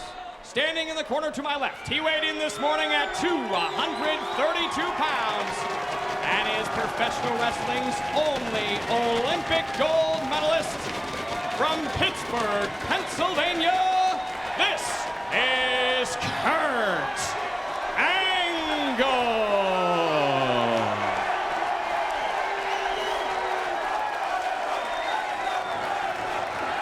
Quite simply, the most anticipated match in the near 5-year history of TNA. And we're underway. Here we go. It's Kurt Angle and Samoa Joe. Two guys that make a living out of making people tap out. Two guys that it's not about the pin, it's about putting your will over the other opponent, making your opponent basically admit he can't go any farther. That's what these guys do, and they do it because they're the best at it. And I mean, this has been a great match since you and I started and seen Samoa Joe come in here. We talked about this match, never thinking it would ever happen. Never, because of political reasons, obviously. We had dreamed about it. We never thought we would see Samoa Joe against Kurt Angle. Single leg takedown by the Olympic gold medalist as Angle works on the leg of Joe, and you see how quickly Samoa Joe makes his way to the ropes to get the break. It was almost as if when Kurt Angle hit that single leg takedown of Samoa Joe, he was feeling the leg of Samoa Joe maybe just testing him a little bit to see if he was ripe for an ankle lock. Well, these guys do what they do so well, and I mean, Joe is a different animal than Kurt Angle's faced, ever. I mean, Joe's one of those that you can't judge him on appearance, because once you see him in the ring, you realize how quick, how agile, how strong, how vicious, how brutal. Like this, he will just be relentless, and when he gets his sights set on it, and he knows he's close to finishing you off, he won't stop at nothing. We talked about it on Impact. We analyzed this matchup. Yes, Kurt Angle, the superior, pure wrestler. But when it comes to the striking abilities, you've got to give the edge to Samoa Joe. But now Angle tries to fight back. Series of kicks. Up. Wow! Look at the strength right there of Kurt Angle. That was so close to 300 pounds. And that was a statement right there. Now look at Angle. He just comes over and takes him right over the top rope. Another statement by Kurt Angle. He hit the release, belly-to-belly overhead. You're right, clothesline him out of the floor, but now Samoa Joe has got Angle. Look out! Oh, he just grabbed him, slung him right into the guardrail, and you can see Angle grab his head. Oh, man, that's the fourth row. They're trying to have some kind of order. I don't know how you're going to do it with these two guys. Right, good luck trying to maintain it when you're talking about two of the most intense individuals. I've already said it. Angle, the most intense I've ever seen. And how about Samoa Joe? And think about Samoa Joe as you look at this replay. Look at how he just swung him with everything he's got. Samoa Joe, ever since that headbutt, we all remember it. Ever since that headbutt by Angle. Gonna roll him over for a pin. No, Angle able to roll the shoulder. He's been a man possessed himself, and then last week on Impact, able to come in and get a headbutt himself. And we remember that sight of Angle laying there with blood dripping down his forehead. It's just been, I got you, you got me, back and forth with these two ever since they ran into each other for the first time. Off the series of uppercuts fired up to the corner. Angle goes right in. Joe moves out of the way, and there was contact made, but it was Angle's shoulder with the steel ring post. Man, look how hard he went into that steel ring post. I mean, he went full steam. He was trying to take all the air out of Joe, and that's that quickness I was telling you about. Joe will deceive you with his speed, and here he goes, right through the rope, suicide dive, and he knocks him into the rail. Yeah, actually suicide elbow as well. Elbow suicide at that time by Samoa Joe. Referee Earl Hebner trying to show some authority out there. These guys are just too focused right now on what they're doing. And now, look at this, Joe brings him over and just drives him around into the steps. And Angle just smashes him and goes over upside down. Took him at full speed and then just drove him face first right into the steel ring steps. Look at that look on Joe's face to the referee. I'm telling you right now, I don't know what the heck he's trying to do, but Joe just looks at him like he just wants to swat him like a fly. Earl Hebner, whoa, intimidated there as Samoa Joe just raised his hand. Earl trying to lay down the law and order, but Samoa Joe not having any of it. You could see Earl Hebner trying to tell him that he's gonna, now he's counting Kurt Angle, see if he can get back into the ring, trying to make this a match. And with, you know, to follow the rules right here, with these two, it's a war. It's a war. It's about who's the best. Opening minutes, the striking of Samoa Joe, the incredible quickness and agility of Samoa Joe on display here. And Don, you had just talked about it before he went for that dive through the ropes, and I think it surprised Kurt Angle that someone like Samoa Joe at 280 pounds can be that quick and can be that agile as Angle's trying to regroup out on the floor. You can see Earl Hebner counting and being very generous with the count. Oh, look at this. Kurt Angle busted right where he was busted before. And look at the blood dripping as he's trying to get into the match, just dripping off of his head already. Unreal. He just smashed him on those steps. And Kurt Angle doesn't look right. Boy, oh, man, is he messed up. I don't know if I'd call that dripping. It's almost like flowing like a faucet from the head of Kurt Angle. And the look on the face of Samoa Joe tells the whole story to me. You can just see how confident he's become. He headbutts him, and you see the remains of Angle's blood. Oh, on the head of Samoa Joe is now Samoa Joe using his hands and his fingers just to further open that cut. I remember him saying, I want your blood. I want your blood. Well, he's got his blood, and now he's wearing it like a trophy as he's just rubbing it on his body. And you noticed that Kurt Angle was trying to get the blood out of his eyes. When it's flowing down like this at such a rate, it's obviously has to affect the vision of Angle, who unloads with right hands. Oh, what a slam! Wow! He just snapped it off. Angle went right into it. I think it was the blood in his eyes. He's having trouble staying it out.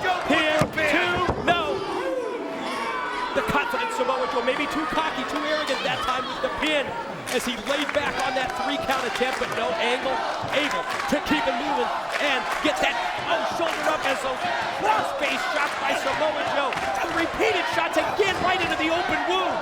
Look at this, as Joe in the crowd sensing something right here. Kurt Angle came in, fired up, but Joe, from the moment he basically slammed him into the guardrail.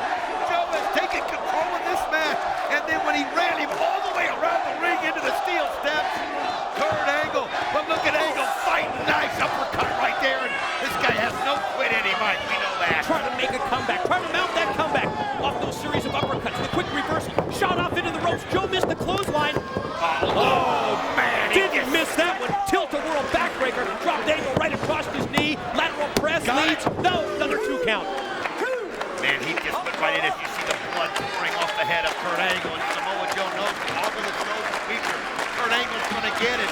And Joe is just, he's so focused here on the game plan as you see the blood dripping down the face of Kurt Angle. And you know that Samoa Joe can sense it. He can feel it. A new era is here. If you think about it, Angle mentioned earlier that headbutt that was heard around the world. It was to get someone like Samoa Joe, the top of the food chain, as Angle said here in TNA, get the world's attention. It's what he did, but boy, it has inspired Samoa Joe as Angle tries to come back. Those slaps from the top, and now front face lock from up on that top rope as Angle's perched and positioned up top. Here comes the power, that pure ring, but Angle reverses it and connects with a DDT. Wow, he almost let Joe guide himself into that. Pin, that's the experience. Has he got it? No, man. Joe able to get the shoulder up just in time, Mike. He set him up, and then Joe worked himself right into it, and Angle just used that momentum and slammed him with that DDT right on his head. Oh, just blood continues to flow from that open wound, almost covering the head and scalp of Kurt Angle. Angle will slowly make his way back up to his feet. Joe at the same time, and both warriors meet mid-ring. Here's the exchange, the slugfest. Who's going to get the better of it? Nice right there by Kurt Angle. You see the blood now filling the mat. This is just painting it, basically. This is canvases the mat with the blood, the paint. Now look at this, and again he does it. German suplex. Yes, he's still got the grip.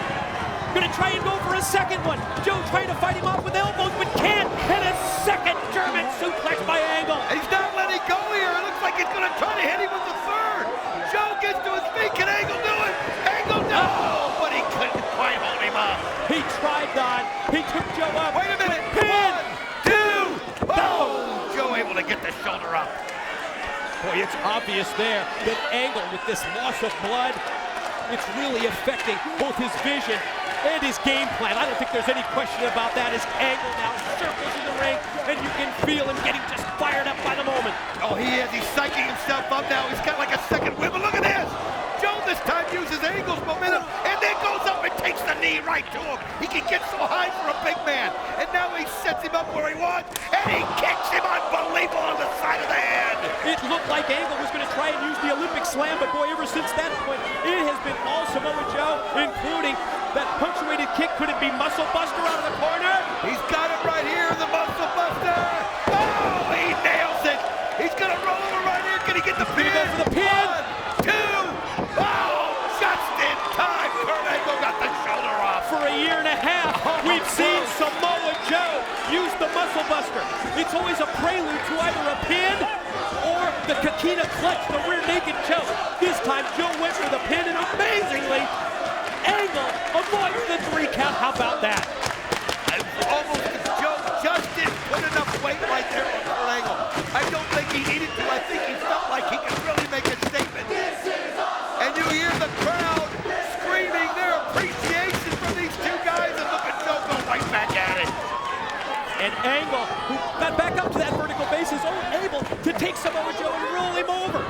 Joe charges at him, missed with the clothesline. Angle caught him with the boot. Could it be the Olympic slam? He hits him with the Olympic slam, and he's got a pin. 1, 2. Oh, Joe not only gets up, he pushes Angle's head away at the last second. We were just a split second away from seeing the 17-month undefeated streak of Samoa Joe come to an end. You hear the crowd yelling, make him tap, Mike. Crowd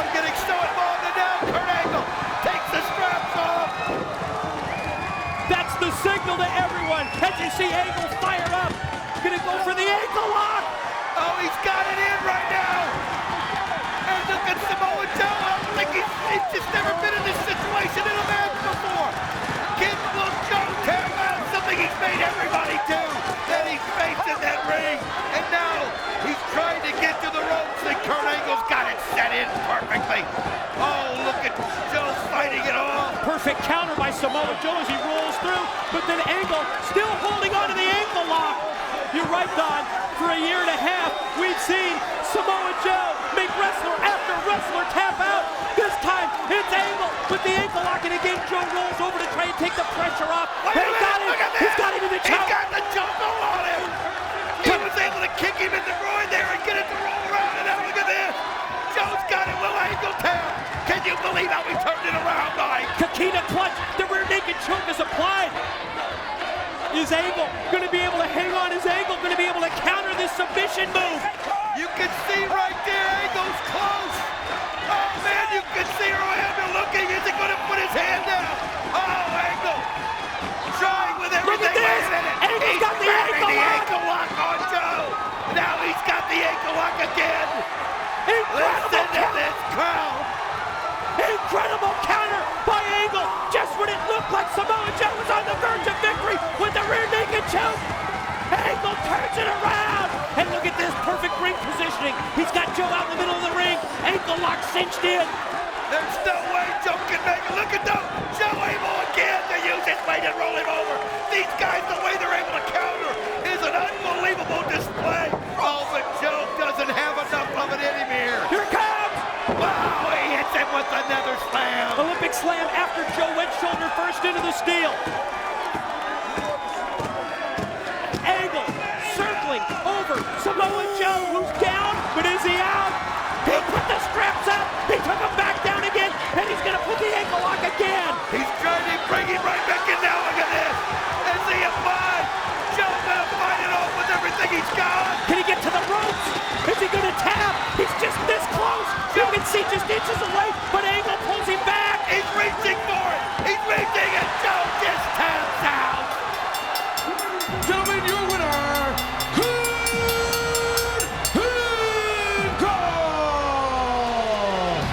The streak is over.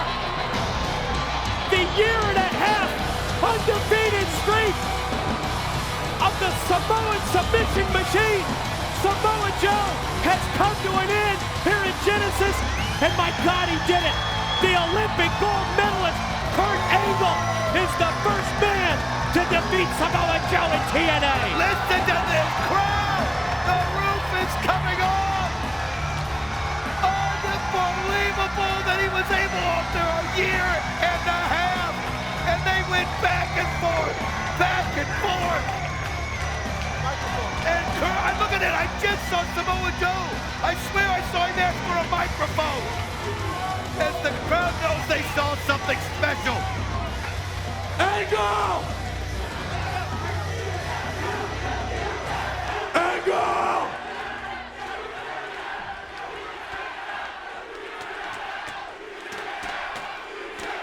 You tapped out. They're chanting in unison at Samoa Joe, whose winning streak has come to an end, but he's called. You goddamn right I tapped out. Because I know what I can recognize when somebody on one day is a better man. He's admitting that Angle was the better man tonight. We apologize for the language of Samoa Joe, but obviously it's an intense situation. But damn it, Angle, if you're half the man I think you are, you'll give me a rematch. Oh, listen, he's asking for it. You can hear the crowd. The ball's in your court, Kurt Angle. He's got the hand up. Will Kurt Angle do it? The crowd yelling one more time. What's it gonna be, Kurt? Does Kurt Angle need to do this? What does he have to prove? He's already beaten him here. And Kurt Angle, no, he won't do it. He won't do it. He did not shake the hand of Samoa Joe. Angle walks away. But we've finally seen the year and a half undefeated streak of Samoa Joe ended by Kurt Angle. He refused to shake the hand, and you can see the look on Samoa Joe's face. You can see the look on Kurt Angle's face. It's like I've already done it. I beat you. I don't need to give you a rematch. What an incredible battle it was. Kurt Angle fighting through the problems with his vision, the blood flowing into his eyes, reapplying the ankle lock repeatedly, time after time, to the point where Samoa Joe, and you can see how much he's favoring Don, you can see how much he's favoring his leg and his ankle. He finally couldn't do it. The crowd applauding Samoa Joe as well. It was an unbelievable matchup, and you could hear the crowd letting Joe know, but it's Mike the... Then Angle, Wait a I minute. guess we gotta do this the hard way. What? You could see him limping out of this here. We gotta do it the hard way. The crowd getting behind it, yelling, Joe, Joe, here in this situation. I think that's out of respect for what they saw, Mike. I don't think there's any question about that, Don. This crowd on hand here at the Impact Zone for Genesis. They realize what they've witnessed, a very special moment here in TNA. The unbeaten streak of Samoa Joe comes to an end. Kurt Angle is the man who does it. And I think it's time to relive some of the very special moments in this matchup. You can see right there, that was the beginning where the tide turned in Joe's favor when he was able to swing Angle right into the guardrail. And you could see Angle grab the head and, oh, that slam right there after the blood was already flowing when Angle got hit into the steel steps. That was another turning point, no question. Angle applies the ankle lock here. Samoa Joe doing everything within his power to avoid submitting, to keep the winning streak intact. But the most intense individual in professional wrestling history, Kurt Angle, yes, he did it, and there you see it. The refusal of the handshake. Kurt Angle would not shake the hand of Samoa Joe. Samoa Joe asked for it right there, and he did. He held him right there to the cusp, and then just in your face, what do I have to prove?